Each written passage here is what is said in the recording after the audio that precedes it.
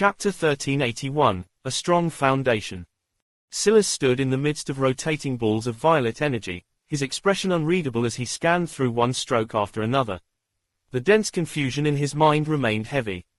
This was already his third day standing here, and it could be said that the difficulty he was facing was not small. He almost felt like he had made little to no progress at all.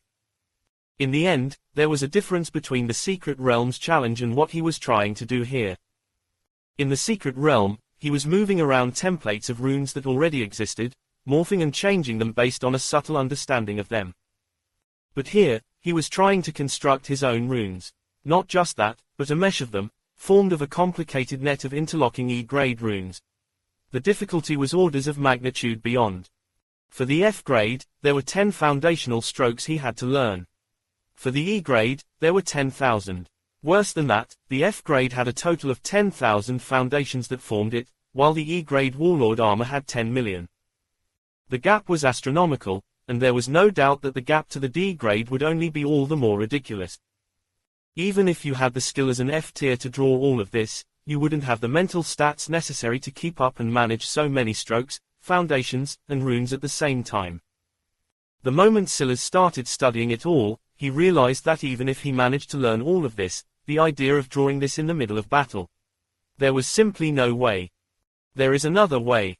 Recalling the past, when Silas first came across the armor, it was in the hands of a member of the Ravenclaw family, and they had drawn it into their skin to use it like this. This was what those who had mastery weaker than breath mastery were forced to do, otherwise they would have to personally supply the runes with ether themselves. It had to be remembered that only when a rune was drawn to breath mastery would it be able to draw ether to itself and be self-sustaining. Lower than that, and you would require external treasures to supplement it and give it strength and life. The higher the mastery a rune was drawn to, the more ether it would be able to pull to itself, the closer to perfection it would be, and the stronger its imposing result would be as well.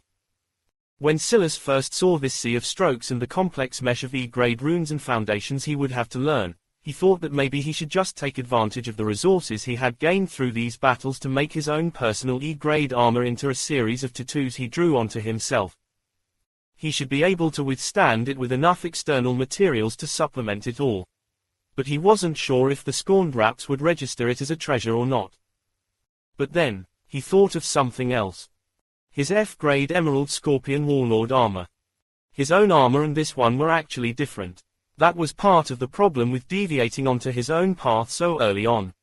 But, was it as much of a problem as he thought? Right now, Silas' Emerald Scorpion Warlord armor could only be said to be absolutely ridiculous. Not only could he manifest it instantly after absorbing the Emerald Scorpion Warlord gene, but it could display over 10 million additional physical stat points. That sort of foundational strength was actually more powerful than any E-grade Scorpion Warlord armor Silas was capable of drawing right now. If he managed to draw the E-grade Scorpion Warlord armor to breath mastery, he might get around 1 million additional physical stat points. Of course, these were Earth stats, meaning, in this system, it would be 10,000 and 1,000 respectively. This sounded a bit low for an E-grade armor, but it had to be remembered that Silas' Emerald Scorpion Warlord armor could only display a might so great because he had integrated with its gene. This caused there to be a 10x increase in the strength the armor provided. And that was given the fact Silas had mutated it and drawn it to 100% mastery. Read on LIGHTNOVELWORLD.org. The million additional physical stat points the E-grade could give was only at breath mastery and without the gene absorption. Meaning, even if you only drew the E-grade Scorpion Warlord rune to just 40% mastery, you could directly absorb the gene and have an armor equally as powerful as an F-grade armor drawn to 100% mastery by a perfect Spark Master. This was the gap between tiers. That should also go to show just how much more room an E-grade Warlord armor had to grow to. The real reason Silas was trying to learn it now wasn't because he felt it would be a great assist to his strength, because it wouldn't, not yet, at least. It was because he wanted to understand it now so that he could master it more quickly in the future. The sooner he started, the better. However, it was clear after these 3 days that things wouldn't be so simple. Which was why after the first hour or so, Silas had already changed his approach. At this current pace, if he wanted to slowly master every stroke to at least breath mastery, and then further beyond that comprehend the foundations, before finally the runes, he would need at least a year. If he used Andromeda, he felt that about a month would probably be enough, though he was quickly running into the limitations of how much smarter Andromeda made him. This was too slow in Scylla's opinion. On the one hand, he now wanted to stay in F tier for as long as possible to maximize his Primus Imperium title, which would inevitably disappear once he entered the E tier. But on the other, if he spent too long on one thing, he wouldn't be maximizing it, now would he? That was when Scylla came up with a solution to his plight. Why did everyone always chase after strong foundations? Why did he want a powerful legendary foundation instead of a gold foundation that already didn't exist in this sector to begin with? The stronger the foundation, the taller and faster you could build. It was simple logic. So why wasn't he taking advantage of his foundation? The key to drawing his E-grade Scorpion Warlord armor faster was his F-grade Scorpion Warlord armor. Chapter 1382, Stack. I'm close. Scylla's gaze flickered again. His face had been pale and drained of blood for a long while now, beads of sweat rolling down his brows. But he was as calm as an immovable glacier, the sharpness in his intent forcing the strokes hovering before him into absolute obedience. It was as though it was their pleasure to be observed and comprehended by Scylla's. They wouldn't rather have it any other way. This was what they wanted more than anything. Not long ago, Scylla's had already thought of a method of improving madness control that took advantage of the intervention of the system to help him make space in his body to absorb powerful genes that he wouldn't otherwise be able to. Essentially, when he formed his powerful warlord armor, the system started priming his body for the arrival of a new gene. The moment an armor took shape for the first time, the slot for the gene was already there. It was just about timing the absorption for when the time was optimal. Scylla figured that if he went around learning rune armor, he could force his body to make more space for more powerful genes, and thus he would eventually be able to absorb genes he shouldn't be able to using a combination of the system, madness control, and likely the prowess of taboo bond as well. This principle was similar. If those higher powers could abuse the system, then he too could also abuse the system. So long as he was smart enough to do so, who would stop him? Why was it that Scylla could now instantly draw his Emerald Scorpion armor? On the surface, the answer was his gene. Now, the armor was a part of himself, his genes, and as such it wasn't an external part of him anymore. Using his armor was now like an extension of his limb. Did you have to unsheath your limbs first before you used them? Of course not. While this was all true, it was only part of the answer. The other, more in-depth answer was the system. Or, at the very least, the system's input. It was the system, in the first place, that created such a perfect gene for Scylla to absorb. Even Scylla had never successfully crafted himself a gene. The best he had done was perfect a gene talent that already existed based on his observations of a template that was already right in front of him. Genes were no longer so complicated to him that he couldn't even look at them like before. But it was still a huge ordeal to draw and manage them. Scylla had yet to even make an attempt. The gene was crafted by the system itself, and thus the root ability to form such a complicated armor instantly and without pause was likewise due to the input of the system. What Scylla wanted to do was simple. Using his F-grade armor as a skeleton, he wanted to form his E-grade armor around it, using the former as a foundational scaffolding and the latter like a branching network of muscle fibers, nerves, and organs that grew from it. If he could do this, then he could offload the computational pressure of forming a lot of the armor to the system and focus on the finer details. Scylla's eyes slowly closed and he remained like this for another 3 days before his eyes suddenly shot open. In a flashing instant of time, a resplendent emerald armor formed. The shingles snapped into place, a tail flickering with dense lightning, and a set of 6 pairs of eyes forming a helm that seemed to fuse and combine with Scylla's own gaze. Illusory as it seemed to be, it was somehow even more real than true armor, impacting the air in reality with a roaring aura. The world trembled and then one violet stroke after another began to form over the armor. The cold sweat on Scylla's brows deepened, his expression only growing more pale, but even so, it didn't stop. In fact, it accelerated. A powerful rush spread out in all directions. Read on LIGHTNOVELWORLD.org. In a beautiful harmony, green and violet intertwined around one another, the strokes seeping into one another in a fascinating array. And then there was a rush of wind. It all came to a sudden and forceful stop. Silas exhaled a breath. His head, obscured by a helm of 12 radiant eyes, looked out into the world as a long tail swayed to his back. He clenched his fists and space seemed to crackle. Sparks of lightning, twisting with emerald and violet, spontaneously shattered runes apart. The world around Silas seemed to become a vacuum, one where life was whittled away and his will was all that remained. A will truly marked by the system itself. There's a synergy when I draw them like this. Unknowingly, Silas had stumbled onto a technique of the Emperor Sanctum. But even there, it was almost unheard of for it to be used. That was because unless one reached a threshold of perfection that allowed instant formation of a lower-tier armor, it was impossible. Strictly speaking, this was just barely possible at 95% perfection. However, if you tried to stack too many 95% mastery armors together, the tiny mistakes would inevitably stack up. But, if all of your armors were of 100% mastery, then there were no mistakes to stack up. Meaning, if Silas continued to reach 100% mastery before learning a new armor, he could be the first of not just the Warlord Sanctum, but the Emperor Sanctums as well to stack multiple armors into one. At first, Silas was just learning this E-grade armor for future reference, not expecting that he would stumble onto something that would well and truly change everything. He didn't have to ignore and forget previous armors now. His armors worked in unison. From 10 million additional physical stat points.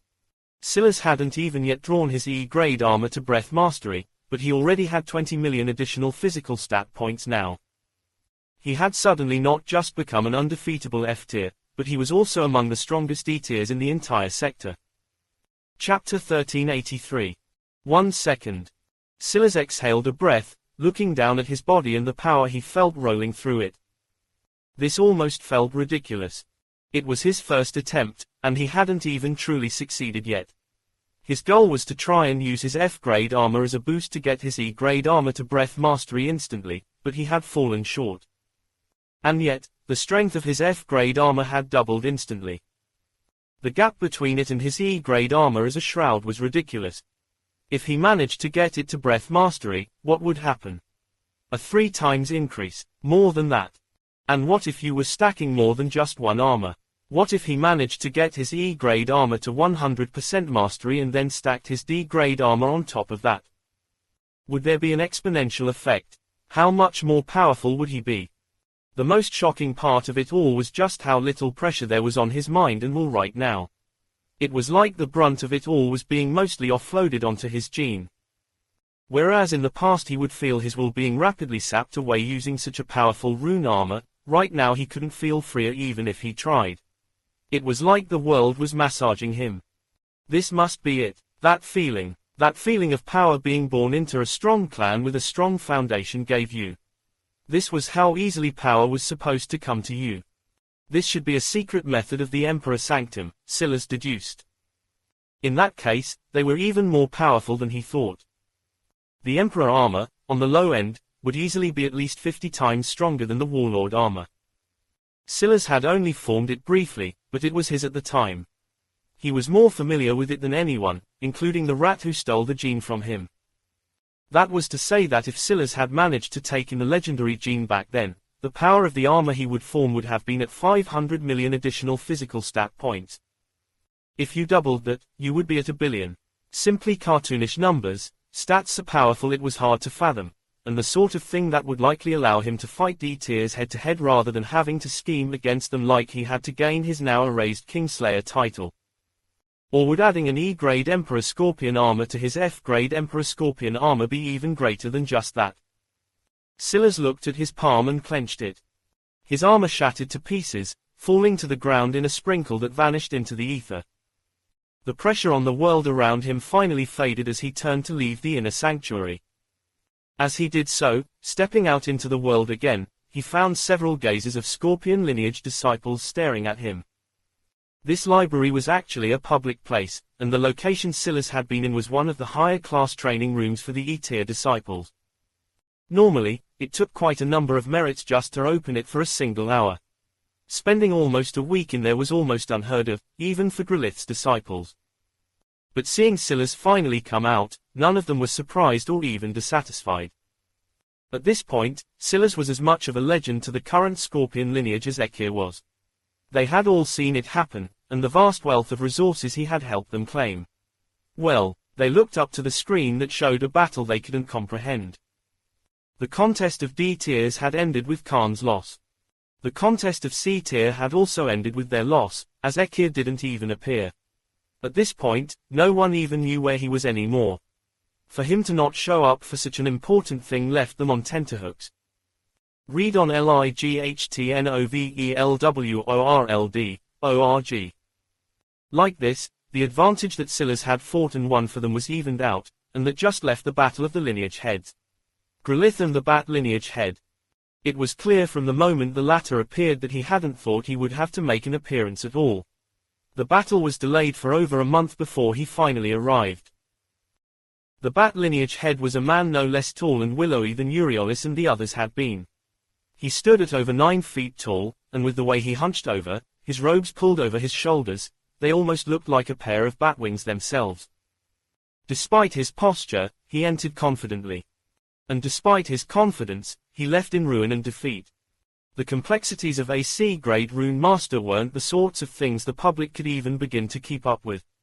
The gap was so large and unfathomable that most didn't even understand what was happening until it was suddenly over. The result was completely out of expectations. A victory for the Scorpion lineage, and a resounding one at that. All they could do was read the numbers that appeared after every round, only to find that Grelith was consistently ahead, again and again.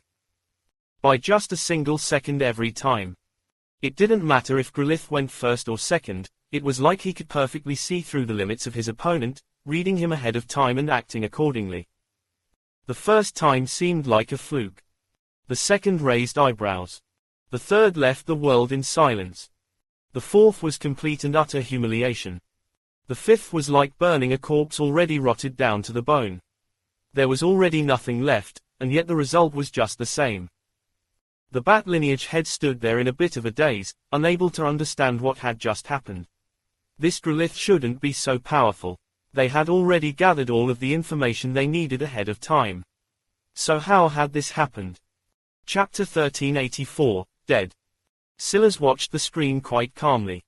He had felt it that day, but the aura coming from the pair of father and son that walked down those stairs, and Grelith's aura. They were almost too similar. But that wasn't all. When Grelith was walking up those steps, it felt like the stairs were facing off against an enemy they wanted to eradicate at any cost.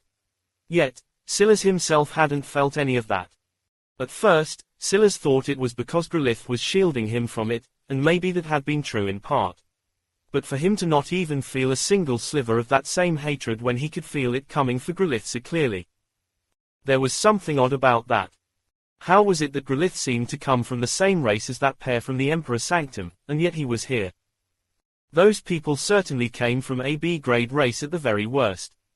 Given that fact, Grelith should be far superior to what he was showing. Logically, anyway. As for why Grelith had tempered himself to this degree, Silas didn't know. But there was one thing that lingered in the air between them, something that Silas still didn't have an answer to. How had Grelith's inheritance appeared on Earth? That was the core question, now wasn't it? And now Silas was fairly certain that this matter was related to why Grelith's origins were so great and yet he was stuck here.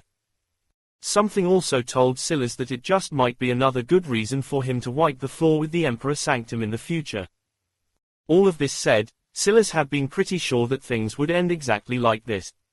But this wasn't the only reason he felt that way, though. Grelith had been able to gain quite a bit by teaching Silas as well. He had had a chance to observe the chronocasting tome. In addition, not long ago, he had had the chance to meditate on Silas' mutation of his F-grade Scorpion Warlord armor. Maybe it was the fact that Grelith would have won anyway, but that didn't matter so long as the result was as expected. The Scorpion lineage had come out on top, and the result was something that dealt a near-death blow to the momentum of the Thriskai and especially the Bat lineage. Bang! Prian swiped out a claw and shattered an obelisk the size of a monument to pieces. The power was so great that even the largest rock was a mere size of a fingernail, the sort of strength it would take to do something like that was simply unfathomable. And yet not a single soul, and certainly not Priyan himself, gave a damn about that. Scylla's reversal of the situation months ago had already left him completely and utterly infuriated. The issue wasn't that Scylla's had succeeded. From Priyan's perspective, things were fine because Scylla's had proven himself to likely be even more valuable than the Bat lineage alone. In this sort of situation, having both Scylla's and the Bat lineage seemed logical. However, something else had happened after Scylla's left that day. Vianen, the best genius the Thriskai had sent, collapsed and died the moment he left the pod. By that point, Scylla's had long left with Kasari in tow, and there was no one there who saw what happened or how it happened. But the truth was truth for everyone to see. Scylla's had told Vianen in front of many people that these would be his last moments of life, and then the man collapsed the moment he left the Secret Realm Challenge Zone. Read on LIGHTNOVELWORLD.org. Who would believe that Scylla's didn't have anything to do with it? Vianen wasn't the same as Eurolius. Maybe if Scylla's had killed Eurolius, the Thriskai would be willing to look the other way for the sake of the bigger picture. But to the Thriskai, Vianen was at about the same level of importance as Beleraus. If the geniuses of the Thriskai were separated into 3 tiers, Eurolius would be at the lowest, while those lower than him they wouldn't care to rank in the first place. As for Vianen and Beleraus, they would be in that second tier. They were great talents, worth nurturing, and they were rare enough to become the backbone of the family in the future. Each one of them was valuable, and while the Thriskai could bear to lose them, it would still touch upon their reverse scales to do so. Scylla's had completely humiliated them, then threatened one of their Tier 2 geniuses in full public view, and then executed him without even being there. At this point, even if Scylla's had just been framed by someone else, it wasn't something that the Thriskai could allow to slide. Their reputation had taken enough hits that many clans and powers were beginning to question if they should really roll over so easily. Even if it was the case that the ascension of the Chaosheir would be beneficial to them, if the Chaosheir was so weak, then what chance did they stand against the other mortal Thriskai clans? In that case, they would just be putting their lives on the line for a losing party when they could just sit on the sidelines and keep the current status quo. That was a much better use of their time. The Thriskai had yet to retaliate because they were focused on the outcome of the challenge right first. But now that they had actually lost, how could they continue to let things remain like so? The chance to progress to demigod was far too important for the Chaosheir. They would never just roll over and accept the death. If this approach didn't work, they would just take a more aggressive approach, one where they might come to directly force the Sanctum into subservience. At that point, the delicate plans that Priyan had been trying to form to elevate the Sanctum might all come crumbling down unless he fell in line and became an obedient lapdog. And he refused to be the lapdog to anyone. Even the Thriskai. Knowing he would likely have to stand with the Scorpion lineage against the Bat lineage now, he was all the more infuriated. Scylla's Grimblade. He ground out the name through his canines, his golden hair dancing like a wild mane in the wind. Chapter 1385, The Music. The Bat lineage head stood in silence over Vianen's corpse. He hadn't been present for much of these things, never thinking that things would get so far that they would need a 5th round in the first place. Honestly, he hadn't even thought a 4th round would be needed. This was a complete and utter humiliation, there was no getting around it. Their Thriskai had their eyes set on the future, on the status of demigod, and yet they had actually stumbled on the very first step. And all because of one man. A single young man. Vianen's expression looked almost peaceful, as though he had died in his sleep, completely unaware. But when the Bat lineage head bent down, grabbing Vianen's chin and shifting his head to the side, one could see pulsing green veins walking up the length of his neck and jaw. Poison. Not just any poison, but one that seemed hardly detectable. It was almost like those veins were there for aesthetic purposes, just to make sure they knew that Vianen hadn't died of natural causes, but not enough to make it obvious. That was because Vianen's body was completely intact. His organs weren't corroded, his tendons and muscles weren't atrophied, his bones weren't brittle. He looked in perfect health, as though he could just stand up any time now and be right back at it. It was his will that was gone, erased, wiped from reality, crumbled to ash. The heart of the Bat warlord lineage head trembled. A poison that attacked, corrupted, and shredded the will apart. Just what sort of poison was this? How could something like this even exist? He had simply never heard of such a thing. The closest thing to this sort of existence was some of the poisons of the serpent lineage. But even they only relied on somewhat lulling someone into a false sense of security through their charm before attacking the actual body. A poison that entirely struck at the will. Scylla's Grimblade. There were reports that Scylla's had triggered a new phenomenon in the scorpion lineage. The only way something like that could happen was if he had crafted a new path. Primus Luminaria. The bat lineage head mistakenly believed that Scylla's new poison was the reason he had been granted the contested title. This wasn't accurate, and it severely underestimated the difficulty one faced in claiming such a title in the first place. But this man wasn't even a Spark Master, so how could he know? The bare minimum requirement of becoming a Primus Luminaria was being a Spark Master. Unless one was at that level, how could you spark a new path? Someone who had never reached that level couldn't possibly understand the difficulty. Ironically enough, as impressed as everyone was by Scylla's now, they were still underestimating what he had done.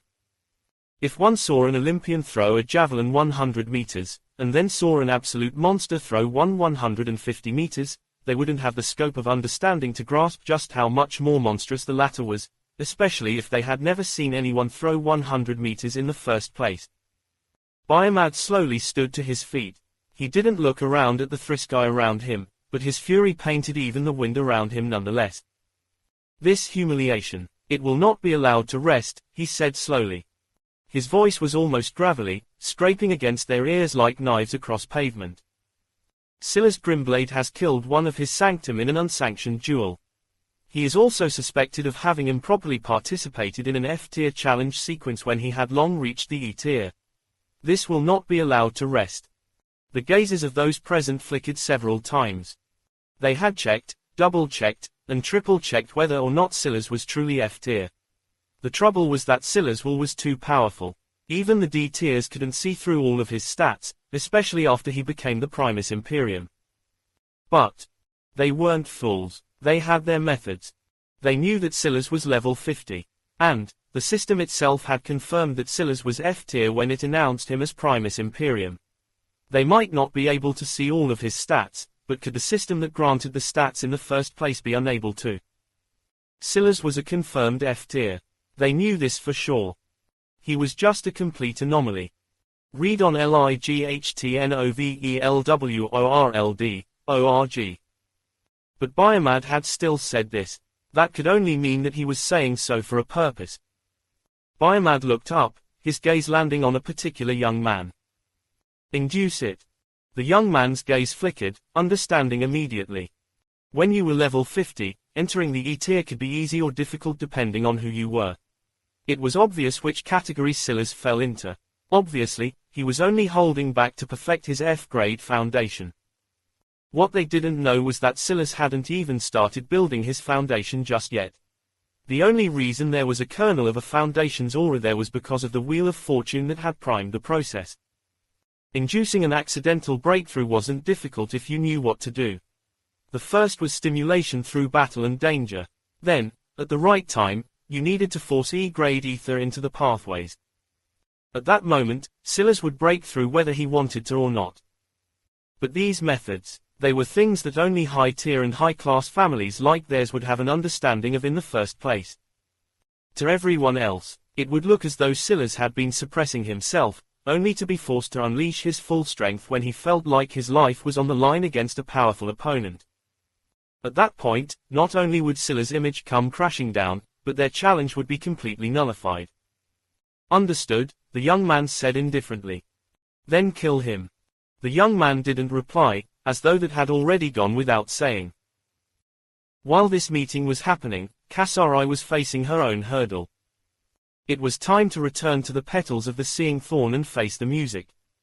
Chapter 1386, Thorn Matriarch Viridorn. The clicking of Kasari's boots echoed through the halls. But her gait was calm, and almost heavy, not because she was dragging her feet, but because the sword she carried wherever she went only seemed to grow heavier with time. Unlike Scylla's, she wasn't restricted in the treasures she could use. And because of that, she had long delved into the world of treasures and their use in bolstering strength. Of course, a lot of these things required money, money that she hadn't actually had much of. Until now. Even so, she had carried the same sword that she had from the very start of the trial, never making any attempt to change it. And the longer it spent with her, the sharper, heavier, and more sentient it seemed to grow. It responded to her emotions, suppressing the world around and carrying with it the confidence that she carried. And it was with its suppressed howls that she pressed her palm forward, pushing the doors ahead aside with both palms. She took another step and suddenly she was falling down from the skies.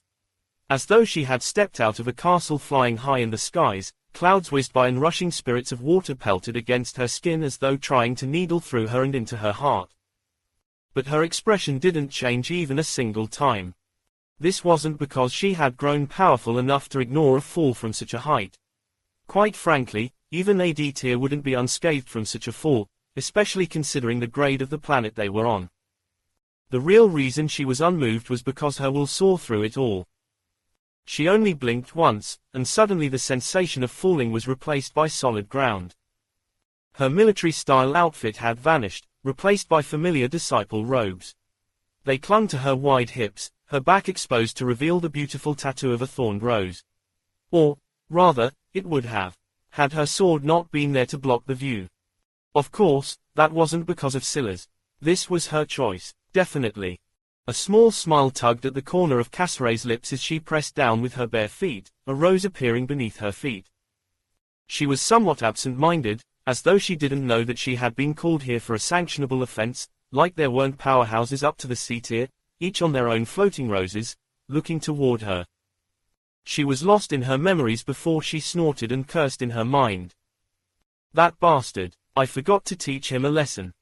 She had gotten caught up in Scylla's pace again and had spent more time having sex with him than punishing him for what he had done. Whatever, I'll let it go for now since he reacted appropriately. But if he does it again, I really will cut it off. Finally reaching this conclusion, Cassari looked up. High above the rest, 3 floating roses stood above all the others. She knew the one in the middle. This was the matriarch of the Milky Way branches, petals of the seeing thorn. She had hair of vines and delicate green skin. Her breasts were outrageously large even to Cassari, who had always thought herself to be quite well endowed. And then there were the thorns of gold that formed scales on her fair hands and the simple crown that wrapped around her head. What looked like droplets of blood dripped down from where this crown of thorns touched her fair skin, but this was just an illusion. Those blood droplets were actually complex runes. This race, it wasn't one that Cassari was familiar with and didn't seem to have a prominent presence in the Milky Way sector. But what was clear was that they were powerful. From Cassari's estimates, they were at worst D grade, and that was just being cautious in her assessments. Part of her wanted to believe that this was a B grade race, but it just didn't make much sense for a B grade race to appear in such a branch here. Read on LIGHTNOVELWORLD.org. This woman was Matriarch Viridorn. This was all Cassari knew them by, the so-called Viridorn clan and its temptresses. The bitch, as Cassari could only call her, was Matriarch Viridorn's daughter and seemed to be the wife of a particular great genius of the Thriskai, the heir apparent from Cassari's understanding. The 2 older women by Matriarch Viridorn's side were the grand thorns of the branch. The matriarch of a petals of the seeing thorn branch could be elected for any number of reasons. Strength was just one factor, whereas wit, contribution, and intelligence were certainly others. There were thorn matriarchs out there that had been elected purely because they had been granted the Primus Dominus contested title like Scylla's had been. However, grand thorns were the true muscle. Thorn matriarchs were sometimes stronger than grand thorns, but what was undisputed was that grand thorns were easily amongst the top 5 to 10 strongest individuals in an entire branch. Grand Thorn Rosalith had a very familiar set of 4 blade-like limbs extending from her lower back. A member of the Venom clan. Grand Thorn Briarrose had a reflective light in her eyes, dotted mirrors that looked like an array of rainbow-colored kaleidoscopes tracing along her cheeks and the backs of her hands. The same patterns reflecting in the depths of her eyes. A member of the Lever clan. It could be said that just by virtue of this alone, Cassari certainly had her back against the wall. Without even the matter being revealed, there were too many who believed Scylla's was the new Primus Dominus at this point, giving him not just 1 contested title, but 2, in addition to an unheard-of conquest title. That meant that the odds Grandthorn Bryrose would have her own ingrained biases against chaosheir already, something chaosheir had unfortunately not accounted for until now because Silas didn't seem to like to tell her about any of these things. And then there was the true enemy here, the Thorn Matriarch Viridorn. Chaosheir had essentially spit in the face of her ambitions. And now, she was here, at the mercy of them all. Yet, her expression was unmoved by it all. Chapter 1387, Property. It was neither chaosheir, nor the Thorn Matriarch or Grandthorns, that spoke first. Instead, it was a member unknown to chaosheir who unfurled a scroll and began to read off the atrocities that chaosheir had committed. Chaosheir just let her read, the list of crimes getting longer, and even longer than that, until she topped it off with what felt like nothing more than insult to injury. Quote ellipsis. These crimes were levied and sanctioned approximately 1 month, 1 week, 3 days, 17 hours, 36 minutes, and 13 seconds ago. Adjusting based on the time it's taken Thorn chaosheir Grimblade to return as she should, there is an additional sanction for every day for the first week, every hour for the first month beyond this, and every minute beyond this first month. This multiplies the current sanctions too. Are you done yet? Chaosheir asked, seemingly having finally grown impatient. The woman seemed startled by the words, not expecting chaosheir to interrupt even at this point. You're wasting everyone's time. I'm not sure who put you up to it, or if you just wanted to flex your intricate knowledge of the rulebook, but you can buzz off now. You've already done the important part. The woman didn't even know what to say, while Wei, who in the crowd of floating roses felt her face go completely pale. Chaosheir didn't seem to care for the woman's response either. She had already looked up. Since even this teacher's pet is so familiar with the rule book, I'm sure that you three are familiar with it as well, familiar enough to know that I'm not a disciple under your branch, I'm the head of the Milky Way Galaxy branch, I am a matriarch. When I'm given a mission, it's an act of collaboration, not an order. If I deem it fit to act on my own and to do things in the best interest of my branch, then I will do so. Of course, you're more powerful than me, and you take precedent in the rule of order because you are a sector branch while I'm only a galaxy branch. But unfortunately for you, you were too busy trying to do things covertly and chose to hand down orders unofficially through a thorn of your branch rather than through official passage. Chaosheir held up a finger when it seemed that Matriarch Viridorn was about to speak. Sorry, I'm not quite finished yet. You see, my husband has a bit of a habit of dressing down people step by step, and letting them fall into their own traps. I thought my plan was decent enough to deal with all of this, but I have to admit that his is better. It's just that I don't have the patience to do a back and forth with you first and wait for you to trip over your own words. I have things to do and time is very limited right now. So tell you what, let's do things like this.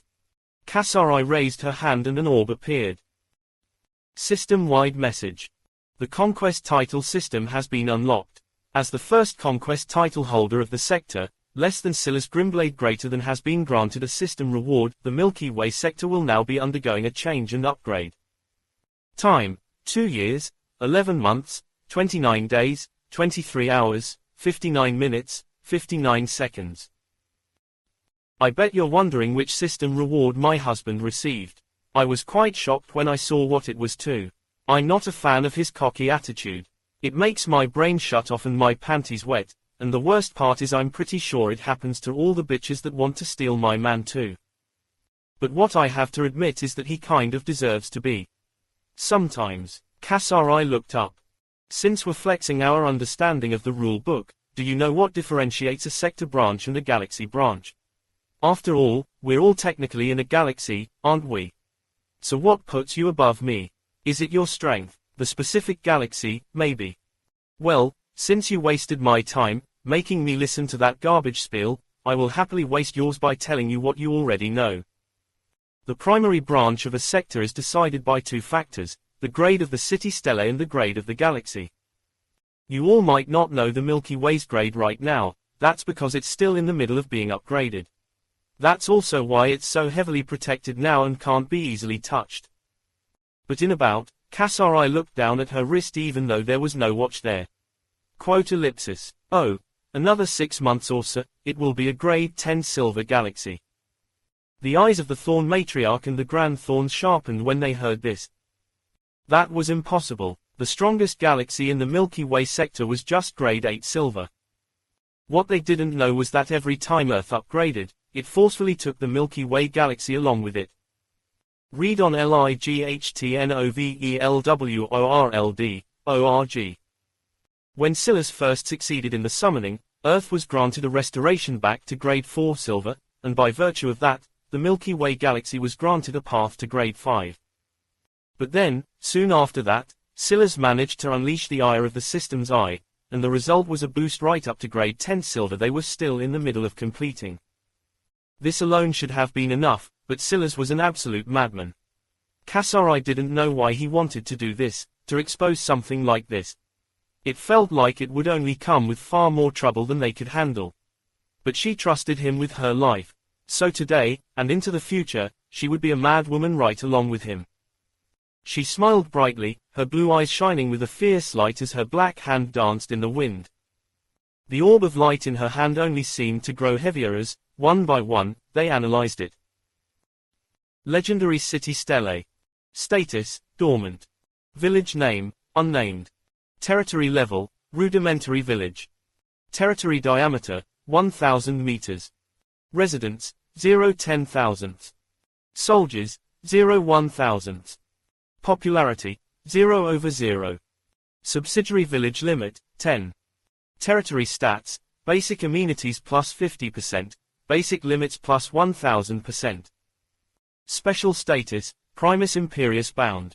Property of Silas Grimblade. Chapter 1388, Shaken. Shaken. It was the only word that could seemingly describe their feelings now. This world was one where the strong preyed on the weak. Maybe on Earth this was true to a small extent, but there had always been laws, rules, morality of a certain sort that protected those who were somewhat unable to protect themselves. But in this world, that wasn't possible. It should never be possible. For someone as weak as chaosheir to have an organization as large as the petals of the seeing thorn by the balls. It almost never happened. No, to say almost was to make it seem as though there were some examples. But these examples would be so scarce that even by laws of probability they were effectively null. Seeing their reactions, chaosheir's own gaze flickered. According to her original plan, she would have to fight with a more tug-of-war style, dancing on a blade's edge and trying to carve a small path out. This felt like a nuclear option, one that was almost too bold to take given their strength. But that last line of Silas' legendary City Stele. Special status, Primus Imperius bound. Property of Silas Grimblade. It seemed to be the key to everything. Bound treasures were extraordinarily rare. Silas just wasn't quite aware of this because he had been handed 2 of them the moment he stepped foot into this world, that being the Madness Key and the Scorned Wraps.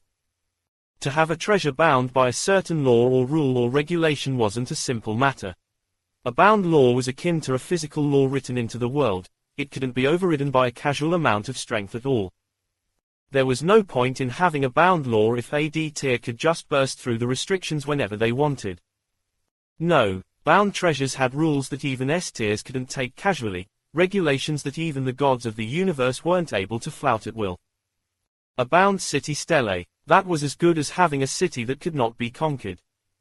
For as long as Silas had the Primus Imperium title, this City Stele wouldn't be able to be used by anyone not acknowledged by him. Or more accurately, no one not acknowledged by him that didn't also share the last name Grimblade. This much chaosheir could understand. She also understood just the sort of weight a City Stele had. While it was easy to forget just how important City Steles were, to the point that all of the most powerful heirs of Earth's hidden families were fighting tooth and claw just for a mere bronze stele, that was only because the outside world was far too established. The truth was, though, that whether it was the Beast Warlord Sanctum, the Lever clan, the Thriskai, or even the Petals of the Seeing Thorn, each and every one of them relied on City Steles. The only difference was the path they chose to evolve their steles down. The Sanctum chose the path of an organization, or what they would call a sect back during the legendary system days. The Lever clan chose the path of an empire, with an imperial bloodline that would be granted the right of ownership as passed down by their patriarch once they retired or passed away. The Petals of the Seeing Thorn likewise chose the path of an organization, but they were more specialized, somewhere between the path of merchants and the path of sects, a covenant. Legacy was likewise a covenant. Much the same, there were theocracies and all sorts of other paths city stells could take. Read on LIGHTNOVELWORLD.org. But what was for sure was that every one of these organizations relied on city stells. The fruits that Silas was eating to expand his ether pathways to accommodate his shockingly powerful intelligence stats came from farmland produced thanks to the power of the bronze city stellae of the beast warlord sanctum. Just because these things had become synonymous with life and not as forward-facing as they had been on Earth didn't mean that they weren't still crucial. There was a reason why those heirs had fought so hard. Everything, relied on city stells as a foundation first and foremost. Whatever else followed seemed only downstream of this. chaosheir had been immersed in this world for too long. These open secrets were things that were easy to forget. But Silas didn't. What chaosheir could see was how the city stellae would easily help him to take control of the petals of the seeing thorn and force them to leave her alone in an overt sense. But what she didn't understand was how this would help with the knives in the shadows. She could step outside today and be stabbed in the back by someone so powerful she wouldn't even feel her life being snatched from her. What she had neglected was what a legendary city stellae meant to the organization. Even being a subsidiary to a legendary city would completely change the situations of the stells they were usually restricted to. It could be said that the appearance of a legendary city stellae didn't just mean that chaosheir was taking control of things, it also represented the fact she was dangling a carrot right in front of the petals of the seeing thorn, giving them a chance to reverse the situation right before them. Why should they have to rely on the Thriskai to evolve themselves if they had a legendary city stellae? The Kael'thar were just one of 7 mortal clans with faint hopes of becoming the next demigod Thriskai clan. But it wasn't guaranteed. This was guaranteed. No matter how they felt, they could no longer say that chaosheir was acting foolishly, nor did anyone need to question chaosheir and Silas' relationship. A legendary city stellae was one of the most valuable treasures in the entire universe. Very few would even care to argue if you said it was the #1 most valuable treasure in the universe. And that was all the more reason they couldn't believe their eyes. What the hell was Silas Grimblade thinking? Chapter 1389, Unexpected Path. It was true that this would change everything. It was true that this city stellae could take their sector's branch and skyrocket them into another stratosphere. But there were problems. Too many problems. For one, this city stellae would only work for as long as Silas was Primus Imperium. Once he advanced to E tier, it was over. If he died, it was over. If he even thought of running away, it was over. But that was fine. Even only being able to use a legendary city stellae in the short term, if they could pump it full of resources, it would change the whole trajectory of their futures. In fact, the fact this was likely temporary would also help them. After all, if they had a permanent legendary city stellae, it would almost feel like a waste. If the city stellae was too powerful for the sector, it would just be wasted potential. Eventually, they would just be using too much effort to upgrade the city stellae for minimal results back. City stells were based on percentage boosts a lot of the time, and if the world around you was pitiful, then the gains wouldn't be worth it. Plus, the challenges one had to face to upgrade a legendary city stellae were also enough to give the strongest warriors night terrors. But then there was the biggest issue. Wasn't the target on Silas' back already ridiculous enough? This news was already as good as out now. There were too many eyes here, and too many people would want to buy information about the punishment levied at Silas Grimblade's wife. Forgetting third parties that might want to interfere, just the moment any of the other Thriskai sectors caught wind of a legendary city stellae appearing here, they would immediately take action to wipe it out with their full force approach. They wouldn't even have to target the city. Who didn't know how much luck and power a legendary city stellae had revolving around it? Just the nexus one could access would probably be enough to bring the greatest tycoons of the sector to their knees. All they would have to do was throw so many challenges at Silas that he wouldn't be able to breathe. If Silas was truly the Primus Dominus like they all thought, was he truly just so arrogant that he believed he didn't need food, sleep, or rest? These confusing swirls of thought left them suffocating on their own breaths, not sure what this meant or where this was going. It was maybe one of the most simple psychological tricks in the book, and yet it was extremely difficult to get to the point where you could use them.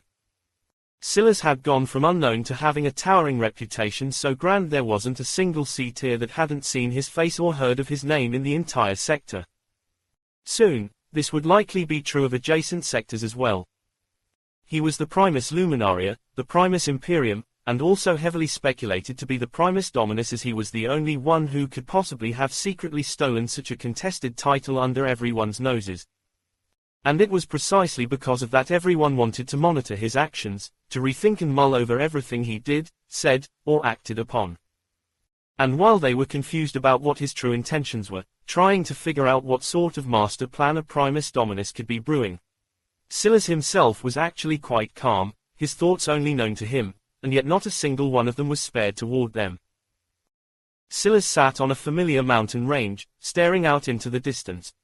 He seemed to be relaxing for the first time in a long while, but judging by the flicker in his eyes and the sharpness of his aura, that was clearly far from the case. He seemed to be calculating something, but in action he was still ruminating on the E-grade Scorpion Warlord armor and how to make it better. The feeling was quite odd for him. Somehow, he felt like he was already an E-grade Sparkmaster, but he didn't have nearly the same fluidity he did with F-grade runes. It didn't feel like Spark Mastery. It felt empty, vapid, even. This should be the weakness of relying on the system to bolster my control. It's possible, but... Silas reached out a hand, drawing an E-grade rune and feeling disgusted all the while. These weren't up to his standards, and the cognitive dissonance was throwing him off. Then my path will be the right one, Silas confirmed to himself. There was a flicker in Silas' eyes as sparks of emerald rampaged, smashing into the world around him and crumbling it all to ash. An enormous crater was eaten out of the side of the mountain, leaving Silas sitting there in silence. It was easy to use his new title to chase after strength in the E-tier. But in Silas' opinion, that would be foolish. Read on LIGHTNOVELWORLD.org. What if instead of doing that, he instead focused on using his ability to leap into E-tier strength to unearth more potential in the F-tier? If his body could supposedly withstand E-tier genes now, then how many F-tier ones could he take on instead? He bet that he could already swallow legendary F-tier genes because of all the space he had in his body now. He just needed to find them. That spark of Glassvault ether just now, that was the product of his perfect 100 Foundation Glassvault rune. He had felt light years away from reforging his ether into this path, but now it felt almost too easy. His ether now was so much more powerful than before that the effectiveness of the intelligence stat he could access was simply off the charts. That was what he would use Primus Imperium for. If he used it the way most would, he would just end up breaking into the E-tier and losing the title. But, if he completely ignored most of the E-grade items he could swallow, using the space for F-grade things instead, then his foundation would become so shocking that when he did evolve into an E-tier, he would instantly become nearly untouchable. At that point, he would be even closer to earning his Primus Imperium title once again. That said, he wouldn't ignore the E-tier completely, of course. After all, now that he could cast E-grade runes, he could start studying them ahead of time. If he wanted to get rid of this cognitive dissonance he was facing, rather than trying to continue acting like a Spark Master, he would just start from square one once more. If he could make it to Spark Mastery once, he could certainly do it again. And once he could draw E-grade runes to Breath Mastery fast enough to use them in battle, his power would surely take an enormous leap forward. The current combat matrix index of F-tiers would just look like a joke in front of him. Though, it already was. Even if one just accounted for Silas' rune armor stack alone, he had Furin beat by 20x. Silas looked up and caught sight of Grelith walking through the skies, slowly descending. The Bat lineage has called a meeting. They are levying complaints about Vianen's death and your true tier. Silas nodded. They were still playing obvious moves. Even now, they were underestimating him. Well, he would take advantage, crushing their momentum so thoroughly that by the time they realized they should have brought heavy artillery, it would already be over. Chapter 1390, Another Purpose. Silas followed after Grelith. This time, he was moving under his own power, almost as though Grelith had decided that the pace should be set by him. Neither master nor disciple seemed to be in much of a hurry to reach the location of this meeting, but their momentum was quite steady, and there was no hesitation in their steps. Calm, collected, confident and unmoved, they embodied these sorts of emotions quite clearly. Gwennu and Khan weren't too far behind them, following as well. But from time to time, the gazes would flicker towards Scylla's back as though trying to see through him, and yet being unable to. These past months had been quite a blur for Gwennu. She still didn't know what Scylla's had done to her, but it felt like her rune mastery was improving by leaps and bounds every day. Of course, leaps and bounds to her and leaps and bounds to Scylla's were two completely different things. But the fact she felt any progress at all after she had long thought herself to have reached the extremities of what was possible for her. Well, she didn't really understand how to even begin to put something like that into words. Was this the power of a Spark Master? How could someone be so potently powerful? Khan felt a little bit out of place by comparison. Scylla's hadn't been able to help him like he had helped Gwennu. The D tier was too far away even for him, so Khan could only, embarrassingly, take the loss. The fact his juniors had won when he couldn't grated on him, but there was little he could do about it. Unlike Gwennu, despite his personality, he couldn't be said to be lazy. But he was more of a poison master than he was a rune master. His talent in the first far surpassed the latter, which was why he had always ranked higher on the combat matrix leaderboards than on the rune mastery leaderboards. He had only been an essence master when he left the F tier, a level beneath Gwennu. The odds that he would have performed well in a competition like that one were next to zero. But that didn't stop him from being dissatisfied with his own performance. He wanted to be better, and he somewhat felt that he could learn from Scylla's poison. His intuition was telling him that Scylla's was carrying around something quite powerful. A poison that he had never sensed the likes of before. The clicking of their heels in the hall reverberated across the tall archways. Gold and bronze seemed to coat everything, giving it an ancient sort of texture that echoed in their hearts. Grelith pressed his palm against a heavy set of doors, weighing as much as mountains. Yet, they moved with a flick of his wrist, not making the slightest sound or even winding up the slightest bit of air current. The group of four stepped inside, and several gazes landed on them all at once. They seemed to have been the very last to arrive, but this time, there was an odd combination of lineage heads and disciples. Erethy, the 713th Whale Warlord, sat with 3 of her disciples. Priyan had likewise brought 3 of his own, as did Aranya. In fact, Aranya's disciples included someone that Scylla's had defeated quite handily not too long ago. Morvika Roth, the number 1 ranked E-tier disciple that had inexplicably lost to the number 1 ranked F-tier disciple. Then there was the 713th Tiger Warlord Varkal, who had yet another familiar figure by his side. However, this wasn't his disciple, but rather, his grandson, the former number 1 of the F-tier, Scarvel. It was quite the lineup, and Scylla's immediately picked up on the fact that these matters likely weren't simple. Remembering how Scarvel had been saved by the core sanctum, he felt that these matters were probably related in some way. It seems that we've won. Scylla's thought. Read on LIGHTNOVELWORLD.org. The meaning behind his thoughts didn't seem obvious until one considered one fact. If so many unrelated people were here, then it could only mean one thing: their main purpose was something else. That meant one obvious thing.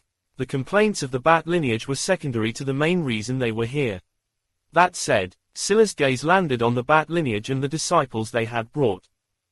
Unlike so many others that Scylla's recognized, he didn't recognize any one of the disciples brought this time.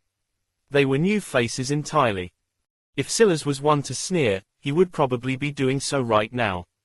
It seemed that the Thriskai were really getting desperate. Now that even their support in the sanctum was waning, they had no choice but to make a move like this. But it was unfortunate that it was too little, too late. The Scorpion lineage moved toward their seats. Scylla's could feel the indifferent but sharp gaze of the 713th Lion Warlord on him, but he didn't look toward the man a single time. He could guess the latter's thoughts, and he probably believed it was Scylla's fault he was forced to make such a decision in the first place. But all Scylla's could see was someone claiming to represent pride who lacked even the slightest modicum of it. It left him feeling disgusted. He knew that this was the fault of the Lion Emperors for weakening the true path of the lion in the hands of the warlords. But that didn't stop his true pride seed from stirring up with a will to crush them nonetheless. The number 1 D-tier disciple, and Prian's third oldest disciple, was likewise there. His mane was no less gold than his master's, and he seemed to want to eat Scylla's alive. But, he too was ignored as the Scorpion lineage finally took their seats. "Nice of you to finally arrive," Aranius said coolly. "My disciple was consolidating his gains," Grelith said faintly, his eyes half closed. He didn't explain any further, but the mention of disciple seemed to sweep a silence over the hall. Then, "The Bat lineage has already made its claims clear. What say you, Grelith Duskthorn?" Biomad asked coldly. Chapter 1391, Hard of Hearing. Grelith's head slowly turned toward the Bat lineage. "Have you not grown tired of barking yet?" Biomad's gaze sharpened, a red ring appearing around his irises. There was a peeling echo of ether that came out of him, coating everything in the surroundings, seemingly forming a sonar-like attack that was more of a threat than a true impulsive strike. But it was enough to cause several of the weaker disciples to faint, while Silas felt a particularly strong rattling in his mind. Crack! A fissure cut across one of the lenses in Silas' sunglasses, the chipped pieces nearly blinding him. They were small and fragmented, but they rebounded off of his eyes with hardly any trouble at all. Eyes were supposed to be the most vulnerable part of the body, but Silas' current eyes just might be the strongest part of him. Before anyone could say anything, Silas slowly took his glasses off, the glow in his emerald eyes having faded until there was seemingly nothing at all to see. He looked at his broken glasses, his eyes unmarred by the sudden attack. Grelith also didn't say anything. Even in most situations he would have snapped by now, but he got a peculiar feeling from Silas' will at the moment. Biomad's eyes narrowed. The one thing he was really wary of was Silas' eyes, so he had targeted the sunglasses on purpose. In the best case, Silas would be blinded. But even if that didn't happen, he was hoping to learn just what that pressure was. Silas had used his eyes to crush the E-tiers, and it was a huge part of why he was so untouchable, and yet struggled so much to learn E-grade runes after the fact. His eyes were practically a cheat code when it came to the usual secret realm requirements. It had to be remembered that Silas' eyes were capable of both unraveling and weaving runes together. It was just that he had never had any guidance in using them, and his own rune-drawing speed was already ridiculous, so he had never actively incorporated his eyes into his rune-drawing process.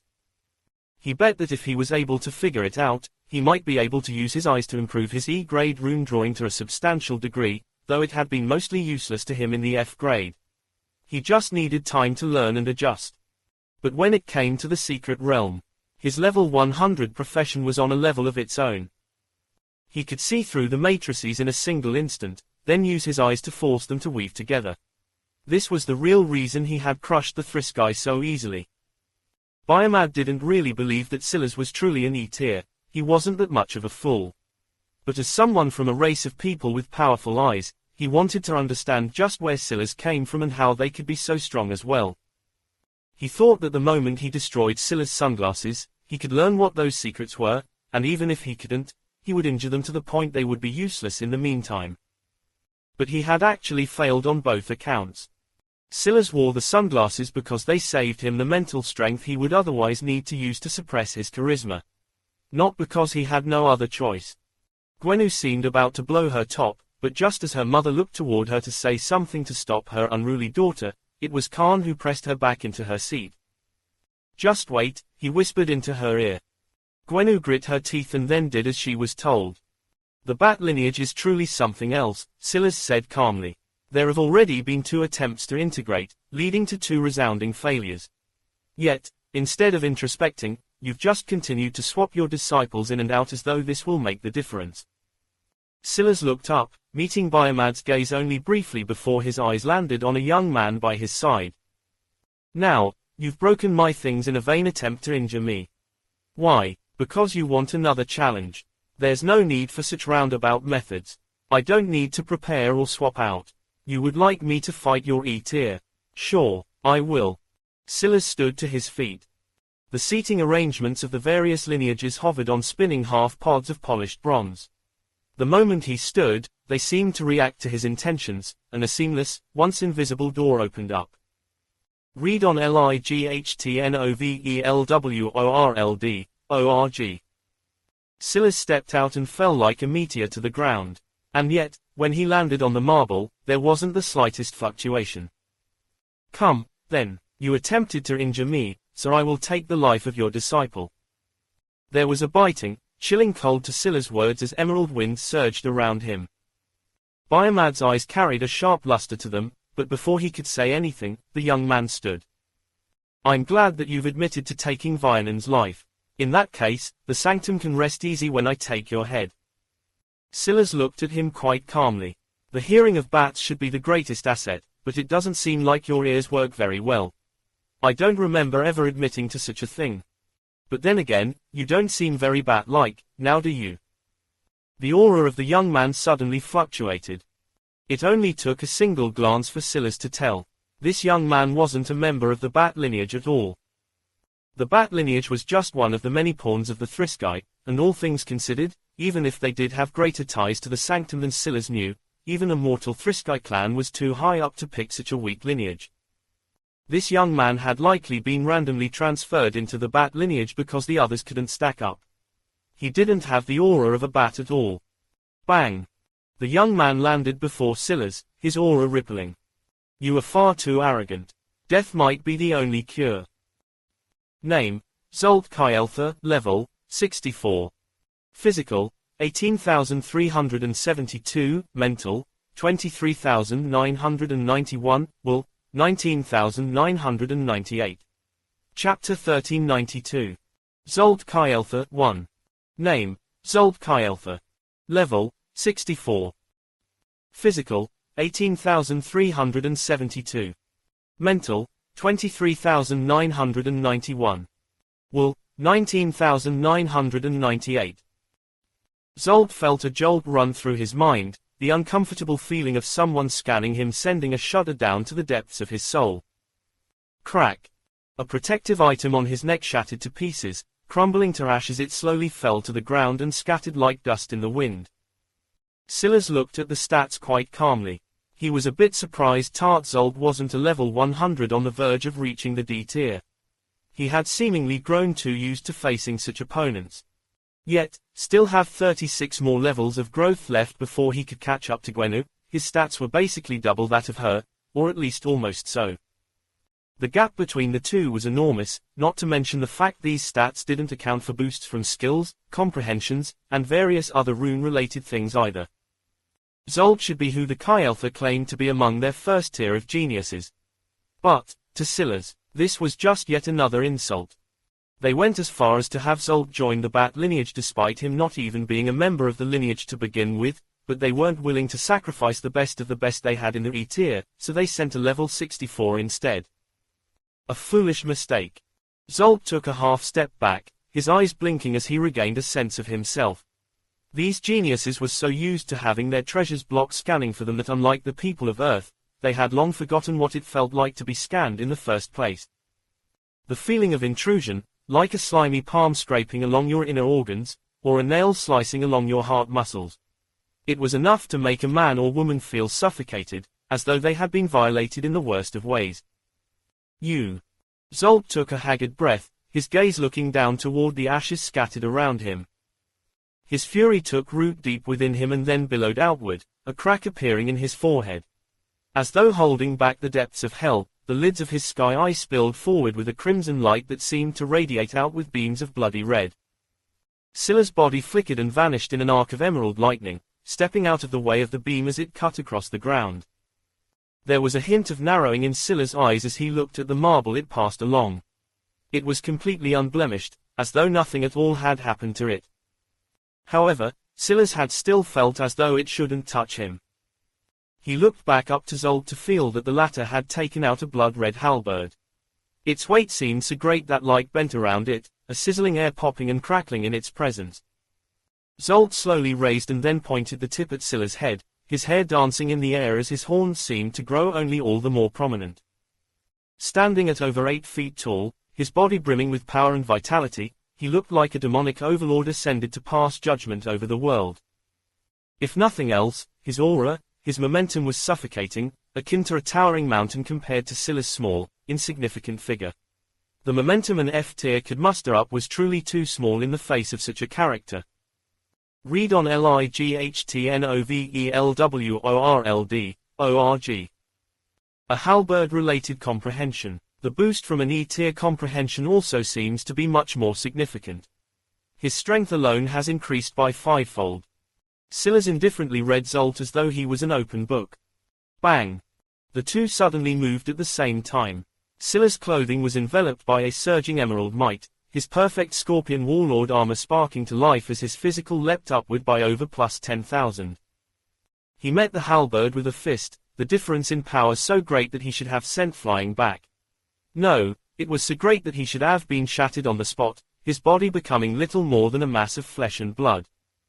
And yet, a small pivot of his hips, a tiny twist of his wrist, a shift in the angle of his feet, and it was like the entire situation had changed. Read as though he was an open book, Zoltar's power was deflected and weakened, then dispersed and spread along Silas' armor until it was sent through a chain of sparking bolts of emerald lighting. The poison in Silas' armor unleashed a wrathful flash, and rather than shattering pieces of his armor in exchange for a disperse, it swallowed up and crushed the excess ether instead.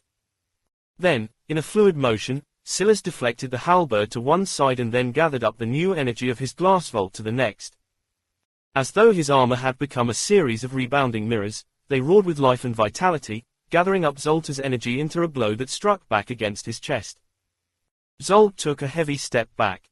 The earth would have shattered under the power if not for how sturdy it all was, but Silas had already flowed into his next attack, and then the next. Flashing in streaks of lightning, Silas moved faster than the wind, and sharp enough to mimic teleportation. Spatial runes danced to life around him and he crossed from one barrier to the next, and then into the next, dancing around Zolt so fast that the latter's visualization couldn't seem to keep up in the slightest. Zolt spread out his arms and roared, his sky eye peeling open truly. His senses sharpened as Silas tapped a foot, slipping out of the path. As though expecting this, Zoltar's halberd had already pointed towards Silas' escape route, his ether thrumming with life in his body as he cast his first skill. An echoing roar of a sharp halberd-like ether pierced through the air in rings of crimson light, swallowing Silas up in an instant. Chapter 1393. Zolt Kyeltha 2. Silas' scorpion warlord armor was sliced to ribbons, the lashes cutting into his flesh and blood, down to even his bone. However, his expression hardly changed in the slightest. The skill was powerful, but it was clear at a glance to him that Zolt had only learned it very recently. It was likely only there for the purpose of mimicking the bat lineage, which likely had a similar skill. It seemed that the bat lineage didn't want to shed all pretenses of cordiality. If they made it too obvious that Zolt wasn't even one of their own, then they would be far too heavy-handed. Unfortunately for Zolt, that was also limiting him in the skills he could use. The reason he had brought out his comprehension so early on was precisely because of that. He couldn't rely on the smaller and more manageable abilities he would usually use, so he had to jump the gun a bit. That was only yet another reason they were far too foolish to face Silas while having to hold back. It was simply openly asking for death. Silas' body landed heavily, his armor having been shattered to pieces, his body wading around in waterfalls of its own blood. Zolt had already capitalized, closing the distance and swinging down the halberd with a mighty momentum.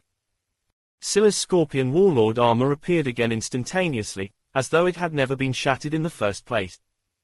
Several warlords felt their eyes sharpen. This sort of speed, to say it was abnormal didn't do it justice. However, it wasn't enough. It had already been destroyed once, it would simply be destroyed again. The words had only just left their lips when Silas' body sparked again. But this time, there was just something about it that was so very different from the last time. Ether. An ether coming from the depths of Silas' body rather than one produced by the armor alone. The ether sparked to life, and a shield formed before Silas. Glassfold Prism Arts. Silas slammed a palm into the ground, forming one shield after another as he accelerated back. But it was entirely unnecessary. He had formed 5 in the blink of an eye, but Zolt only made it through 3 of them before his momentum was completely stifled. When Silas first gained his Prism Art Gene class form, the casual creation of shields and weapons could only exert around 1,000 stat points of force before being destroyed. In this world, that was the equivalent of just a single stat point, too pitiful to even care to use. But since then, Silas had evolved several times, forming a legendary gene class. And, on top of that, his body was filled with 100 Foundation glass volt ether. A single casual shield formed with a thought from this gene class form, spontaneously formed by the world, easily had a true 10,000 stat points. Not of Earth, but this world. Meaning, it was 10 million times stronger than it had once been, and Zolt couldn't hope to make it past a third shield. That wasn't because 3 shields carried 30,000 stat points in defense, but also because the glass volt ether continuously ate away at his ether with every collision. He wasn't just facing 30,000 stat points in defense, it was more than threefold that when the poisonous characteristics were taken into account. And that left 2 shields, hovering in the air like reflective emerald for only a moment before they morphed, with a thought, into a pair of halberds. Silas swapped from mixed demonic arts to madness. Madness, bronze, progenitor. The madness consumes you, but does not control you. Instead, it becomes your tool to both control yourself and others. You, while steeped in madness, maintain your wits about you. Your enemies, though, are not so lucky. Plus 1000% charisma, plus 1000% will. Instantly, Silas' telekinesis went from being able to exert a perfect 1000 stat points to a perfect 11,000 stat points. However, he pulled on his gluttony seed and lust seed at the same time, increasing the amount of mass behind them from over 1 million kilograms to almost 5 million. Silas himself only weighed about 120 kilograms right now. The difference between him exerting that sort of physical, and his telekinesis now, was akin to night and day. Boom, boom. They rocketed against Zoltar's body like cannons, his eyes bulging as he spit out a mouthful of blood. The cracks in his bones sounded akin to echoes of thunder, his powerful body being sent flying across the marbled floors. Silas raised a hand, his comprehension changing once again, this time to his glassfold comprehension. His intelligence increased by 950% on top of his already obscene intelligence. His ether pathways bulged, but happily took in the excess ether that poured in from the world. He could feel that every time he pushed his body under the presence of his Primus Imperium Conquest title, it was forced to accommodate these new changes. If he could even accept E-grade ether, what was 10x more F-grade ether? Read on LIGHTNOVELWORLD.org. Even if it was 100 Foundation, perfect F-grade ether. When this realization hit the warlords, their eyes all widened. They had been wondering just why Silas' ether made their hearts tremble the way it did. This ether, even a casual usage of it was so powerful. How could an F-grade skill that wasn't even at legendary mastery possibly display 10,000 stat points of strength like Glassvolt Prism Arts was right now? The answer was Silas' self-made rune. This was why he was the Primus Imperium. He was on a level all his own. Chi. A lance of Glassvolt formed. A beautiful cone-like construct formed of reflective green crystals that sparked with roaring bolts of emerald lightning that seemed to spontaneously shatter the world around it. Chi. Another lance formed on top of it, the two forming a network of runes, a complex mesh that fed off of one another, learning and growing. Chi. Yet another formed. Each one amplified the last as Silas layered them, using the casting method he had learned could fuse his F-grade and E-grade warlord armors in his combat. Suddenly, Glassvolt Prism Arts formed a skill under the power of his plus 950% intelligence that approached almost 100,000 attack. And then he launched it. Chapter 1394. Zolt Kyeltha 3. Zolt skidded across the ground, his eyes widening as he felt the waves of danger hit him akin to uppercuts to the gut. When he finally laid eyes on the enormous lance coming toward him, he couldn't believe it. How could an F-tier possibly display this kind of might? Damn it, damn it, damn it, he roared in his mind. He wasn't supposed to use his real strength in this battle. He was supposed to be a member of the Bat lineage, and so long as he remained within certain parameters, they could pretend as though Silas had just been too weak to force him to use his Bat lineage armor. But if he did nothing now, he would just end up dying, and that wouldn't be worth it at all. He knew that this battle was being secretly recorded by Biomad. Even if he managed to squeak out a victory, it wouldn't be worth it. Zoltar's fury billowed out of him. He couldn't believe he was being pushed this far by an F-tier. He couldn't remember ever being humiliated like this in his life. Even the F-tier tier 1s of the family weren't capable of this, even those with the noblest Chi Alpha bloodlines. This Silas Grimblade was too abnormal. If he would have stood on their side, then it would have been worth it to support and recruit him. But since he insisted on standing in their way every step of the way, he would have to be killed. At that moment, the bloody light coming from Zoltar's sky eye suddenly solidified. It was all pulled in, and the sight of a pupil lined by the outline of several irises of increasingly red shades formed. Boom! Zolt stood to his feet, and his halberd comprehension skyrocketed. All of a sudden, it felt like he was tapping into something far more ancient, a spirit of something powerful and holy hovering at his back, or rather, it would have been holy had it not been so demonic and blood-hungry. He unleashed a roar and released a torrent of strikes. Each one slammed against the tip of the lance continuously, an avalanche of blows layering one after another in a seamless tsunami. Bang, bang, bang, bang. Zoltar's roar grew louder and louder, his horns rising further into the skies as the crimson form behind him solidified. Linked by their sky eyes, they seemed to pour power into one another in a feedback loop, one's will flooding the other, while the other's strength flooded into the next. Boom! The lance shattered into scattered pieces of glass and lightning, but not before Zolt was pushed back several kilometers into the darkness, even falling out of the encirclement of seats. His hands trembled, charred black as arcs of lightning spontaneously formed on him, continuously damaging his flesh. He released a haggard breath as flakes of skin fell from his charred hands, his body quickly healing in real time at a speed visible to the naked eye. His stats continued to increase, but Silas didn't move, looking at the spirit form hovering behind him. Interesting. The wool was foreign, not of Zoltar's own making. He remembered back in the Milky Way, he had once been accused of copying the Thriskai's rune armor because he had used the Scorpion Warlord armor. He had wondered if that was because of what happened with Arki and the Tiger Warlord armor he had used. He had thought that maybe there would be Thriskai in the Scorpion lineage, but he didn't expect that this was the actual answer, and the people at the Golden Grove at the time had just been fools. To conflate these two things. Read on LIGHTNOVELWORLD.org. Silas would have shaken his head if he cared to. This was certainly an ability similar to the Sanctums, but from what Silas could tell, it was actually on a whole other level. Zolt was using the unique ability of his eye to project a version of himself, one extrapolated from his current self. It was a will that was close to his own, but not quite his own at the same time. But it was curious because it also seemed to incorporate some of the wills of others as well, almost like Zolt had cannibalized other powerful warriors to force their futures to become his own as well. He was essentially bending his forward path not only by unearthing his own potential, but by using the potentials of others to strengthen himself. And it was all taking the shape of, well, runes. A crimson armor clinked into place on Zoltar's body, his aura skyrocketing by leaps and bounds. It was no wonder he didn't want to use this armor before.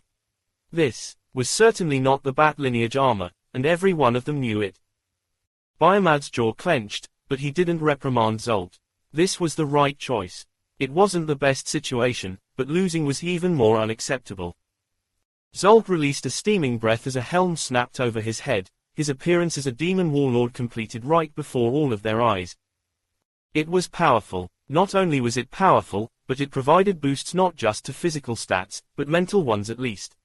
It was at least a difference of 10,000 stat points, and from what Silas could tell, Zolt still wasn't going all out quite yet, maybe because he was still arrogant, or maybe because using this ability at a level higher than this required a price he wasn't willing to pay. But the answer didn't really matter to Silas. It seemed that he would have to try a little harder too, then. At that moment, wisps of a violet touch of wind began to gather in the air. Zolt had hardly stabilized himself when Silas' will began to solidify further, his aura rising. Grelith's eyes finally showed the slightest hint of a fluctuation when he saw this. Time walked around Silas, and his eyes flashed, one rune after another taking shape in a process that was almost agonizingly slow. Unfortunately for Zolt, he had been sent flying too far away to stop it in time. Silas E-grade Scorpion Warlord Armor. Chapter 1395. Foundation 1. Silas exhaled a steaming breath, his eye splitting into an illusion of 12 over his helm. Auras of violet and emerald twisted and spun into one another, the world trembling as his output increased from plus 10,000 to over plus 20,000. There was a dense flicker in his eyes and the world was cold. In a blink, Zolt had appeared before him, his halberd striking out, but Scylla's tail arched through the air in an almost elegant swing. It felt like it was following the natural motion of the world, runes bending and forging around it as his telekinesis made the limb, one which carried no weight at all, carry the momentum of a falling meteor. Bang! Tail and halberd met, the former slapping the latter away in a torrent of sparks while Scylla's palm slammed into Zolta's chest. Zolt took a single step back, his halberd careening backward under the momentum of Scylla's strike and sparking more as it tried and failed to cut into the hard marble floors. Scylla's eyes flashed as he seemed to see an opening to attack, but Zolt flowed smoothly into another strike.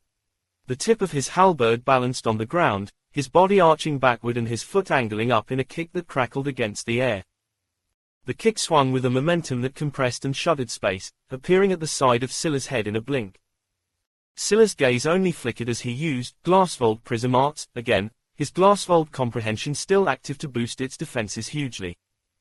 The moment the kick landed, he swapped out his Glassfold comprehension for Mixed Demonic Arts once more, his tail swinging back along with an arm to catch Zolta's leg the instant its momentum slowed. Bang!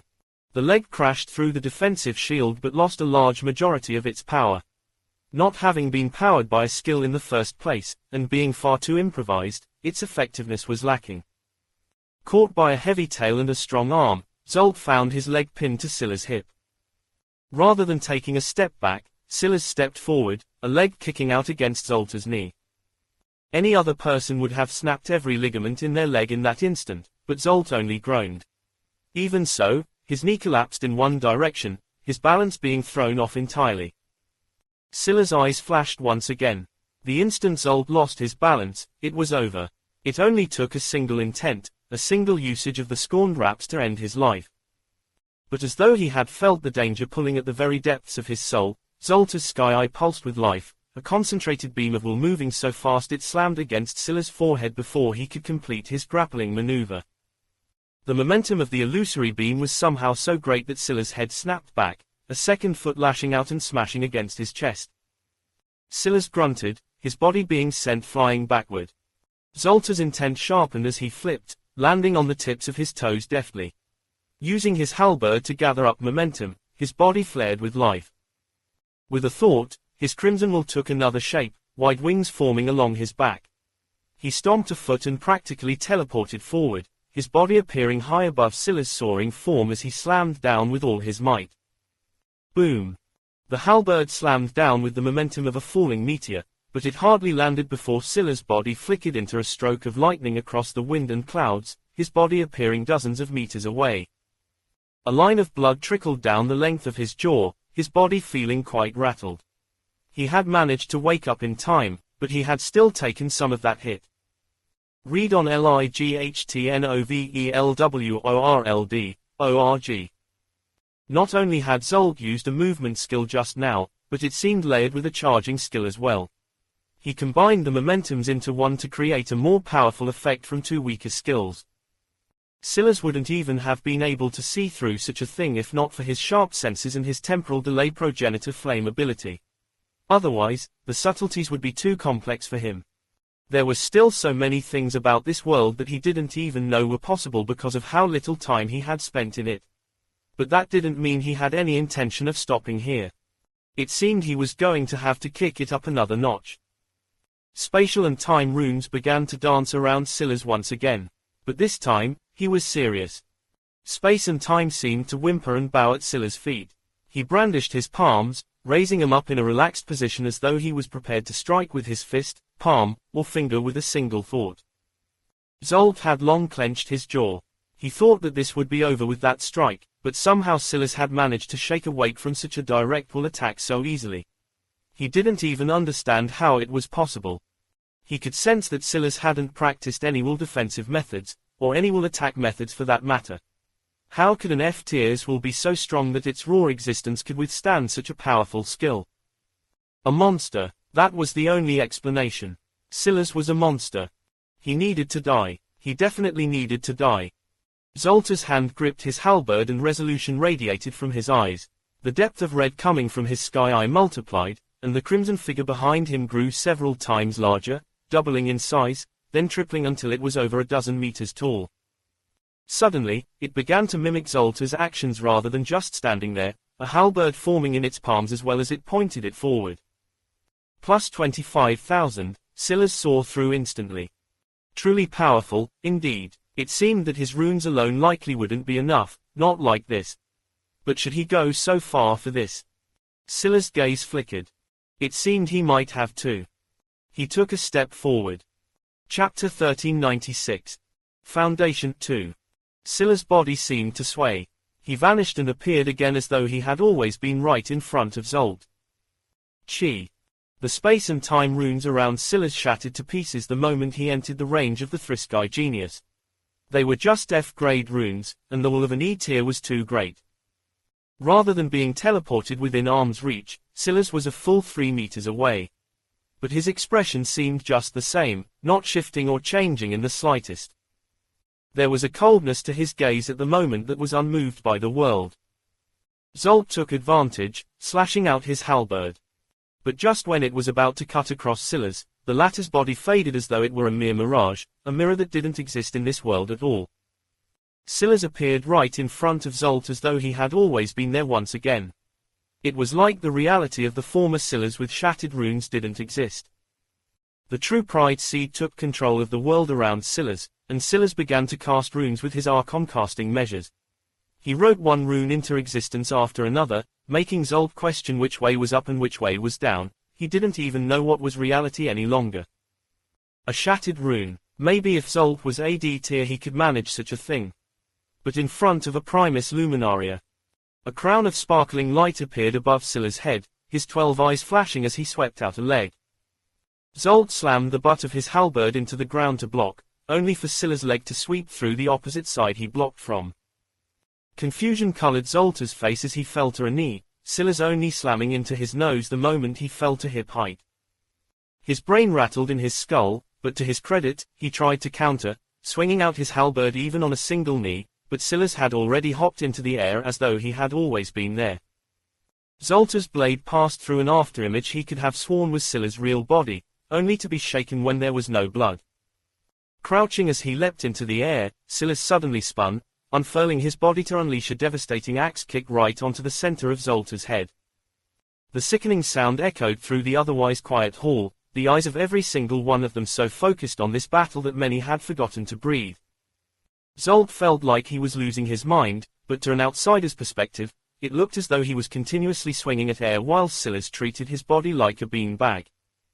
The Thriskai genius face slammed into the hard concrete, his skull cracking in yet another place as his nose practically splattered across the floor. Pain. It was all he could feel, just endless pain. Silas landed on the ground, exhaling a breath, but that didn't pause his actions as he raised up a hand to the skies. An enormous hand of emerald green took shape, heavy and formed of his telekinesis. It trembled. Glassvolt Prism Arts. An enormous halberd took shape, and the hand gripped at it. Your comprehension isn't really worth it. But I'll take it for the moment, Silas thought indifferently. There was a surge of might as he swapped to his Glassvolt comprehension, his intelligence skyrocketing once again. It was already almost 17,000, and with another over 10x boost, it was nearing 200,000, numbers that only the best of E tiers in this sector would achieve, and many D tiers chased after. Die. The command practically resonated from Silas' will, but just as his halberd was about to fall, reaping Zoltar's life, a powerful presence descended. Silas felt his will shatter, and his Glassvolt Prism Art crumbled. He coughed up a mouthful of blood and took a single, heavy step back. Zolt seemed to regain his senses, his gaze in a daze for only a brief instant before he jumped to his feet, his palm reaching out and slapping at Silas' stomach. Read on LIGHTNOVELWORLD.org. Silas seemed to be more than capable of sensing this, his temporal delay progenitor flame ability making even the actions of C tiers somewhat approachable to him, though not perfect. But his body was slow to react. That said, his gaze didn't seem very focused on Zolt at all. Instead, he felt almost curious. How unexpected. But good information nonetheless, Silas thought. Others might feel rage, unwillingness, fury at such a situation. It was clearly his win, but someone far more powerful than himself had interfered. But Silas almost didn't care. Of course, this would be remembered. All debts would be paid without a doubt. But to care. As far as Silas was concerned, no one in the world owed him anything, and it was foolish to hope that they would. If you had an agenda as a C tier, and you let an F tier get in the way of it when you could just kill them, as far as Silas was concerned, you weren't noble, you were an idiot. He certainly wouldn't allow such a thing if he could help it. If an F tier was in his way, he wouldn't hesitate to kill them. Those that were against such things probably thought themselves to be above it all. But if Silas let those thoughts command him, he would never take action at all. Because he felt that he was above everyone. That was why his actions weren't dictated by morality. He acted based on whether he felt like it and if he was intrigued enough. So he didn't feel angry, not this time. There was something far more worthy of being angry about occupying his mind. Maybe until he had dealt with those people, he wouldn't be able to get angry at anything else. He had a bit of a one-track mind. As for what Zolk was doing now, given how long his mind had had to think, he had mostly figured it out. An interesting angle to take, Silas thought indifferently. Bang! A power slammed into Silas' belly, a surge of ether rocketing through him just as his scorpion warlord armor shattered. Chapter 1397. Foundation 3. Silas tumbled across the ground, coughing up mouthfuls of blood as he felt the surging ether rampaging through his body. There was a flash in Biomad's eyes. They had succeeded, and everything had been recorded properly. Even if things hadn't gone as well as they expected, he could just cut everything out and only release the ending. That would be enough. Several warlords stood, having sensed the aura of a C tier just now, but none of them could tell exactly who it had come from. If not for the keen senses, it would have almost felt like it had come from Zolk himself, but that much was impossible. Whoever had used their aura just now had done it especially cleverly. And against a mere F tier, they could afford to control it so expertly because they hardly needed to use even a fraction of their strength to cause such a result. On the one hand, everyone knew who it must have been. But on the other, they didn't have definitive proof. The gazes landed on Biomad one after another, some gazes seemingly particularly gloomy. Not everyone had been so eager about an additional lineage. And as the Scorpion lineage continuously handled them so perfectly, the reasons for needing the Bat lineage in the first place only seemed to be growing lesser and lesser. Plus, with that event now coming up, a lack of cohesion and unity would only harm them. Every day, the Bat lineage only seemed to step further and further out of line. It was really starting to grate on their nerves. Even the 713th Lion lineage warlord was frowning right now, looking at Biomad as though he was an idiot. But Biomad wasn't looking at them at all. His gaze was entirely focused on Silas. However. 1 second. 2. 3. Silas coughed and then slowly pulled himself up to his feet, his expression indifferent as he wiped the blood from his mouth. With a wave of his hand, his torn clothing was replaced with a new set. This time, he seemed to have settled on a pressed white turtleneck, a pair of black slacks, and a comfortable pair of black shoes. He fitted a black jacket over them and then calmly started to walk back to his seat as though nothing at all had happened. It was at that moment that everyone realized something odd. Grelith wasn't stoic and hard to read, but his temper was fiery. He wasn't the sort to remain silent after such a thing had happened. He was also the only one not to have stood up after that C-tier will took shape. Just what happened just now. But before they could even understand, Silas had returned to the pod. It bobbed back up into the air the moment he took a seat. Are you okay? Gwenu looked at Silas, wondering why this guy was busy pretending like nothing had happened when he had just taken the full force strike of a level 64 right to the gut without the protection of his ether. The goal wasn't to harm me. Unfortunately, they're fools, Silas said calmly. I haven't started building my foundation yet. Trying to induce my E-tier breakthrough with such crude methods was never going to work. Silas' voice wasn't particularly loud, but in the atmosphere, his words made several shudder. The realization of what happened hit them like a ton of bricks, but the reality of Silas' words hit him even harder. Silas hadn't started building his foundation yet. And he was already so powerful. How was that possible? It had to be known that one's stats weren't stagnant when a foundation was being built. The stronger the foundation, the more implemented into it, the stronger one would become. Not all level 100s were created equal even if they were of about the same talent and starting position. If one had been building their foundation for a period of time longer than another, then the gap in their stats could be significant. The higher the tier in question, the more obvious this gap would be. By the time you got to some people building C-tier foundations to enter the B-tier, the gap in power between some could be as much as tens of millions of stat points. Read on LIGHTNOVELWORLD.org. This was part of why it took so long to build foundations. You were fundamentally changing your body. For Silas to be so powerful without having begun his foundation building process. But no, that was impossible. They could feel it. They could feel Silas' foundation. How could he not have started? The Wheel of Fortune. The Wheel of Fortune was there as a primer to Silas' foundation. It registered his feats and then added to his foundation as a result.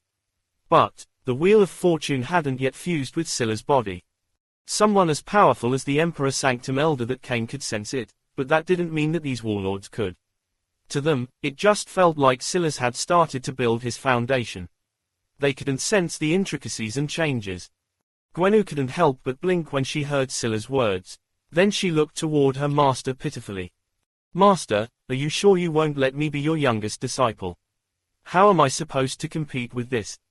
Grelith gave Gwennu a glance but didn't say much. He knew Gwennu well. She could joke around, but after their last talk, she had grown several times more serious. Right about now, she was probably planning her next large training session. She had already been working very hard in the last few months. Now she would likely intend to go even harder. But what about that guy? Are we really going to let him off just like that? Silas didn't answer immediately, his thoughts a bit absent-minded. That was because he knew something the others didn't. It wasn't Biomad that had attacked at all. But the result was curious. Very curious. He had told Grelith not to interfere no matter what happened because he knew that some slithering rat tails might be exposed as a result. He just didn't expect this particular rat. Suddenly, he awoke to Gwennu's question as though he had only just registered it. Him. Silas looked toward Zolt, who hadn't moved. Can't you tell? He's been dead since he struck me. Biomad's pupils trembled. Chapter 1398, Real Business. One pair of eyes after another shot toward Zolt. But what shook them the most was the fact they didn't see anything wrong with him at all, not initially. But then it became clear that he was standing in silence for too long. Not moving a single inch.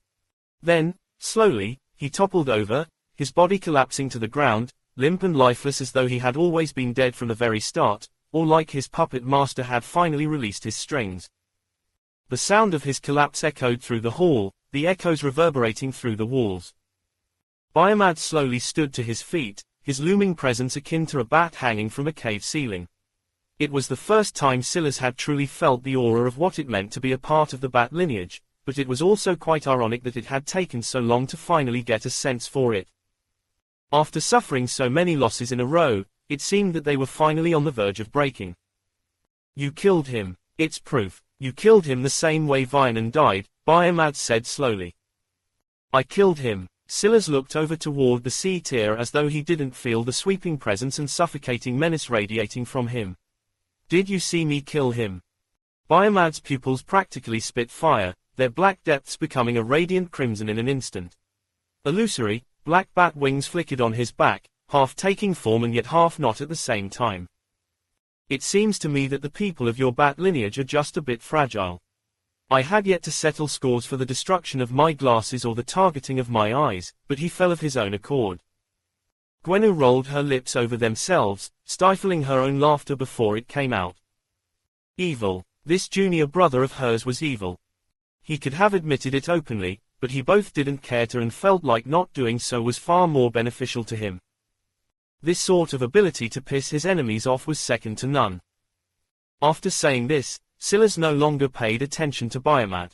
The latter was about to say something else, but this time. It was Priyan who spoke. Enough. The booming voice of the 713th Lion Warlord pealed across the air like a clap of thunder. Biomad Kyeltha, you have already been assigned the title of 713th Bat Warlord. As such, you must follow our protocols and our rules. If you would like to accuse another lineage of something, come forward with your proof. Until then, we were all here when it happened. It was your aura that targeted a junior, and according to the rules that govern our sanctum, even if Silas Grimblade did kill your junior, he would have had every right to do so after levying an official challenge. Biomad's eyes narrowed. He wasn't a fool, he could feel it as well. The sanctum's winds were no longer backing his sails. Slowly, he sat back down and didn't say a word. His expression, once just the slightest bit ugly, became unreadable. Priyan was about to speak again, but he was cut off by Erethy, the 713th Whale Warlord. Her blue skin shimmered as she rose to her feet, or maybe that was an illusion caused by the ripples across her fat. Even so, despite her heft, she had a lovable face and kind eyes. Well, if one was able to ignore the dense black hole of light and energy that seemed to sink into her. Read on LIGHTNOVELWORLD.org. Most who stared at her felt nothing but fear. But Silas, he saw something else. Something that fascinated him. He had actually ignored the whale lineage for the most part, though he more or less had an opinion of the other three of the four strongest lineages. This was the first time he was actually seeing and observing a whale warlord in the first place, so it was no wonder. But seeing her now. Curious. Silas had some plans brewing in his mind, and they gained some extra legs upon seeing this Erethy. Now that these matters are settled for the time being, I'll take the reins and steer us toward where we should go. There's no time to waste, so we will rip the band-aid off now. There's been a change. The Warlord Crown Sanctum is being opened ahead of time. We do not have information on why an event that should be taking place years from now has been moved forward, but we can only speculate that it is related to the turmoil in this quadrant of the universe. This is an ideal time for the rise and fall of geniuses, and those that can capitalize should. Silas' gaze flickered. While others were thinking about how this might have come about, his thoughts were actually on Scarvel. There had to be a reason the core sanctum had stepped out of line to save that man's life. Clearly, they had wanted an extraordinarily powerful F-tier for reasons unknown to Silas. Now, it seemed more obvious why that was. Honestly, Silas still didn't know exactly how strong Scarvel was. When they fought, the latter hadn't even gotten a chance to use his armor. To Silas, though, he would never spend time worrying about an F-tier from this sector. If he did, would he even be worthy of the Primus Imperium Conquest title? Even so, he couldn't help but connect these two matters. Many of you wouldn't have participated in this matter before and don't know much about the Warlord Crown Sanctum. In simple terms, the Warlord Crown Sanctum is the core that connects all of our sanctums across this quadrant, tying us to our Emperor Warlord Sanctum. As the 713th Warlord cycle draws to an end, there will always be a re-ranking, and this will decide the group of those who are promoted to the core sanctum, those that become the 714th cycle of warlords, and those who can gain great rewards. In the rarest of instances, it can also decide those that will be promoted to the Emperor Sanctum itself. Chapter 1399, I Wonder. Silas' expression didn't change from start to finish. Even when he heard about the potential highest reward, he didn't react much at all. It was like he wasn't tempted in the slightest. And that was precisely because he wasn't. Originally, there should have been many years between now and then, time enough for many of you to increase your strengths by another tier at the very least. Unfortunately, as things stand now, there is at most 3 years between now and when the time will come to leave. This meeting has been called with the warlords and their most promising disciples because all of you will be our best representatives. The core sanctum has decided that all of you will receive the best nurturing possible over these coming years. We will do our best to nurture you to the greatest extent. However, the sanctum isn't a place that forges greenhouse flowers. We are warriors, and because of that, the best way to temper you all, even if it means risking your life and death, is true battle. With the turmoil the sector and its surrounding neighbors are in, there is no better time than now to do exactly this. There was a flash and flicker in the 713th Whale Warlord's eyes, the oppressive force of suction coming from her only becoming more domineering. There are 100 sanctums under our Emperor Sanctum. Ours is ranked 73rd. This is why we are officially titled the Beast Warlord Sanctum 073. We are not quite middle of the pack, but our performance can't be said to be the worst either. I am sure that none of you are happy with this ranking, and I can only apologize on behalf of myself and the others of our generation that we did not perform up to the standards you hope for us. Even so, I must be very honest with you all. There is a significant gap in strength for even 10 rankings. I'm sure that the Bat lineage, formerly of the 65th Sanctum, can attest to this. Several eyes narrowed. Although Zolp was obviously not a member of the Bat lineage, the strength of the likes of Aurelius, Magnus, and even Belaraus went without saying. If that was the standard of the Bat lineage of the 65th Sanctum, how much more powerful were their whale, serpent, ape, and lion lineages? And if there was such a significant gap in strength for just a mere 10 rankings, what about 20? 30? How strong were the top 10 rankings? The top 5? The top 1? And how powerful was the Emperor Sanctum to stand above them all and force them to squabble for resources like scurrying rats? With this in mind, the Sanctum will be entering a new, but acute era. The Warlords have set up a merit leaderboard. Accumulate war points and you will be able to exchange for rare resources not normally available in the market. During this time, even we, as your masters, won't be allowed to hand you resources for free. Anything you want, you must fight for. Read on lightnovelworld.org. As for how you will accumulate these war points, it will be up to you. Some of you maybe choose to dungeon hunt. Others might choose to challenge the alpha beasts of our territory. We do not stand opposed to any method you use, including if you choose to join the efforts of an external third party. So long as you are not acting against the interests of the Sanctum. Several of the more immature warlords couldn't help but look over toward Biomat, whose expression had long become unreadable. Clearly, this was a compromise of sorts. The Crown Warlord Sanctum was too important to individual sanctums. Having the strength of a lineage from the 65th might allow him to move into the top 70 or above, depending on a few factors. But at the same time, it was drawing a line. They were saying that the Sanctum as a whole would no longer be supporting the Bat lineage. If they wanted, they could at best use a few of the disciples. That said, acting in the best interest of the Sanctum also meant that targeting the disciples for assassination would not be tolerated. Not only would such actions not lead to war points, they would be punished. If the Kyeltha wanted to kill Silas, they would have to find a way to do it on their own, and they wouldn't be able to use their Bat lineage disciples to do it either. Otherwise they would be losing out on the resources they sorely needed, especially after Silas blocked their chances of getting them for free. Chapter 1399, I Wonder. Silas' expression didn't change from start to finish. Even when he heard about the potential highest reward, he didn't react much at all. It was like he wasn't tempted in the slightest. And that was precisely because he wasn't. Originally, there should have been many years between now and then, time enough for many of you to increase your strengths by another tier at the very least.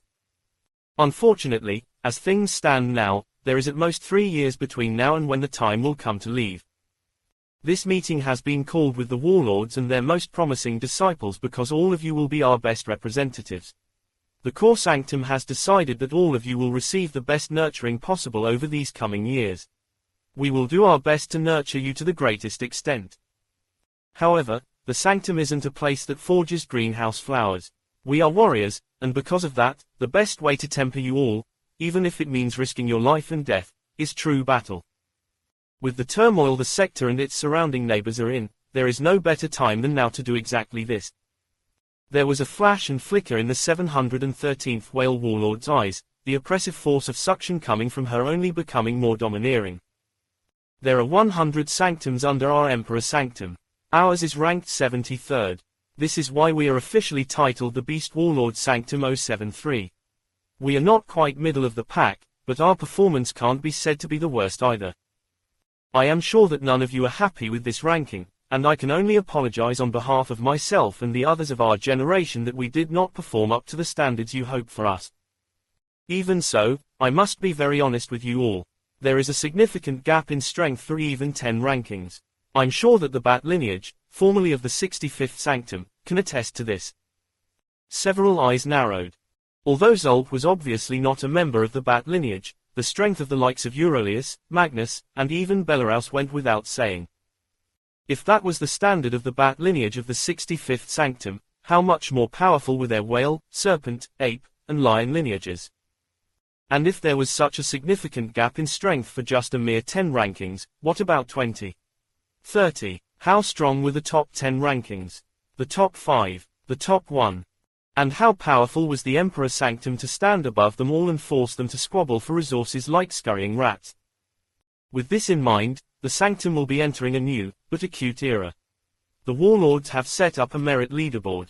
Accumulate war points and you will be able to exchange for rare resources not normally available in the market. During this time, even we, as your masters, won't be allowed to hand you resources for free. Anything you want, you must fight for. As for how you will accumulate these war points, it will be up to you. Some of you maybe choose to dungeon hunt. Others might choose to challenge the alpha beasts of our territory. We do not stand opposed to any method you use, including if you choose to join the efforts of an external third party. So long as you are not acting against the interests of the Sanctum. Several of the more immature warlords couldn't help but look over toward Biomat, whose expression had long become unreadable. Clearly, this was a compromise of sorts. The Crown Warlord Sanctum was too important to individual sanctums. Having the strength of a lineage from the 65th might allow them to move into the top 70 or above, depending on a few factors. But at the same time, it was drawing a line. They were saying that the Sanctum as a whole would no longer be supporting the bat lineage. If they wanted, they could at best use a few of the disciples. That said, acting in the best interest of the Sanctum also meant that targeting the disciples for assassination would not be tolerated.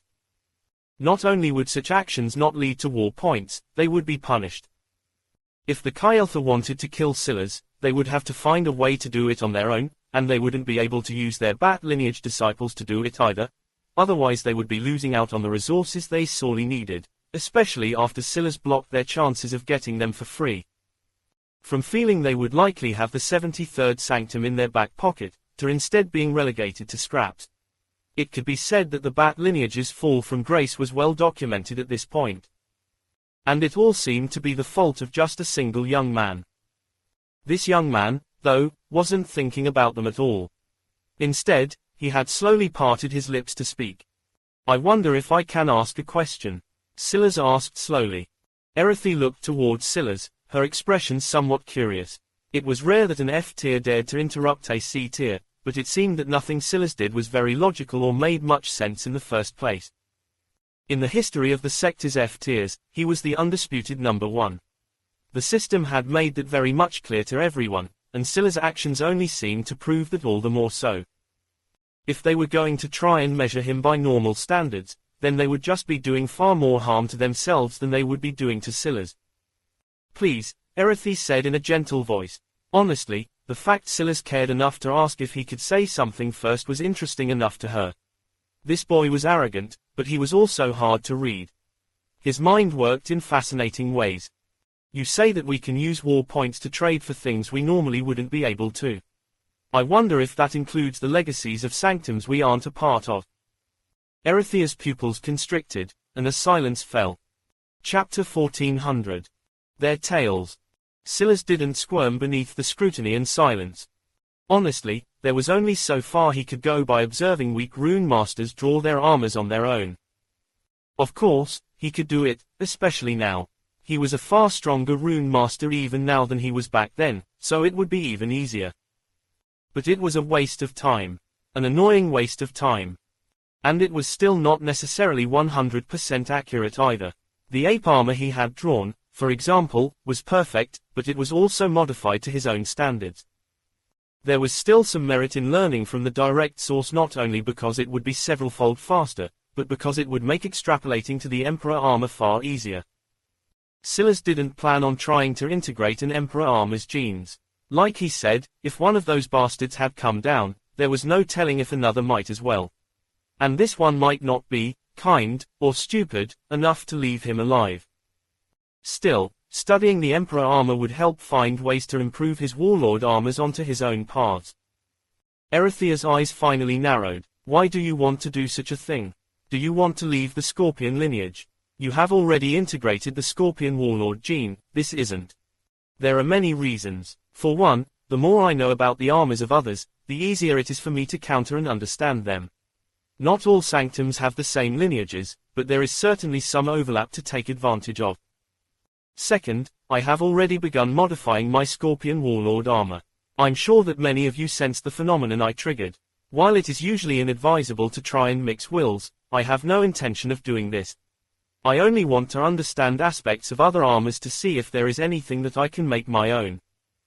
What Silas was asking for was reasonable, and he was probably the only one who could ask for such a thing and have it not sound absolutely ridiculous. Who were they to tell a Spark Master what was and wasn't possible? It was one thing for Prion to try and use the stupidity of the public against Silas, but that didn't warp his own personal understanding. He didn't care even if Silas had been left with just one cell after crossing the Spark Mastery's secret realm. A Spark Master was a Spark Master, and the weight of such a title was impossible to measure. This matter will have to be discussed with the core sanctum, Erethy finally said slowly. It wasn't an outright rejection, and as far as those present were concerned, this was shocking enough. It made one thing very obvious. They had begun placing heavy value on Silas, and it seemed to have only become more obvious after his defeat of Zolt. When Silas heard Erethia's words, he knew that his wishes would be as good as fulfilled. Because Silas was too low in tier, his presence alone wouldn't be likely to flip everything on their heads. But the chances that they could make it to the top 50 because of him alone weren't zero. It was just a difference of 20 or so rankings, but the gap in resources would be absolutely massive. Silas returned to the Scorpion Sanctum's moon with Grelith and the others not long after the meeting concluded. Many other things and opportunities were spoken about, but his mind was still stuck on when his request would be granted. The sooner he knew he could, the sooner he would begin gathering war points for the sake of trading. There was another reason he really needed this too. Observing the F-grade armors and deducing them was easy enough, but the E-grade ones? Impossible. Plus, after what he did to Zolt, who would he ever be able to get to fight him? Whether that was in the F-tier or E-tier. Who was it? Grelith asked. Silas looked up, his steps pausing. He knew what Grelith was speaking about immediately. The one who targeted him with their C-tier will. It seemed that Grelith also knew what Silas did. It wasn't Biomad. The 713th Tiger Warlord, Silas said calmly. What? Grelith had barely had time to narrow his eyes when Gwenu shouted out, her head snapping around in shock. She didn't expect such a thing either. Are you sure? Gwenu asked. Silas only nodded. Those bastards are working with the Bat lineage. She grit her teeth. Is it because you kicked Scarvel's ass? That guy should be dead already, they're lucky he's even alive. Grelith only continued to look at Silas as though waiting for him to say something else. Neither of the two seemed particularly bothered by Gwenu's chatter. The 713th Tiger Warlord was Scarvel's grandfather. He seemed to be an amiable old man at a loss of what to do about his grandson and his unwillingness to break into the E-tier from the F-tier, but now there seemed to be something far more sinister behind that kind smile. It was too bad that Silas could see through many more things than the Tiger Warlord thought. Silas was the one targeted by the will, so he was the only one that could actually feel it all. Varkul had probably just thought that it wouldn't matter because Sparkmaster or not, Silas was still a mere F-tier. How could he catch even the faintest edge of what Varkul wanted to do? Unfortunately, the Tiger Warlord was wrong. Silas was immune to repression up to the D-tier. Temporal delay gave his mind even faster processing abilities than normal, and that was before the addition of Primus Dominus plus 1000% boost to his mental. Comparing him to other F-tiers was foolish. Assuming he wouldn't be sensitive enough to sense the aura of an armor he knew like the back of his hand after his battle with Arki was even more foolish. The Tiger lineage isn't working with the Kyeltha. They're working with another Thriskai branch, one that's sunk their roots into our sanctum far deeper than the Kyeltha. The Pervan. The dead Arki's clan had laid the traps here long before Silas arrived, and their chess moves were far more splendid. Because of the 713th Tiger Warlord's actions today, the Bat lineage was all but finished. Everyone thought it was Biomad that attacked Silas. But that perfect chess move had also exposed the tails to Silas. This concludes the chapters for today. To continue the journey, be sure to find the next chapters on our channel. If you're excited about this story as we are, please like this video and subscribe. You can also leave a comment with your thoughts on this chapters.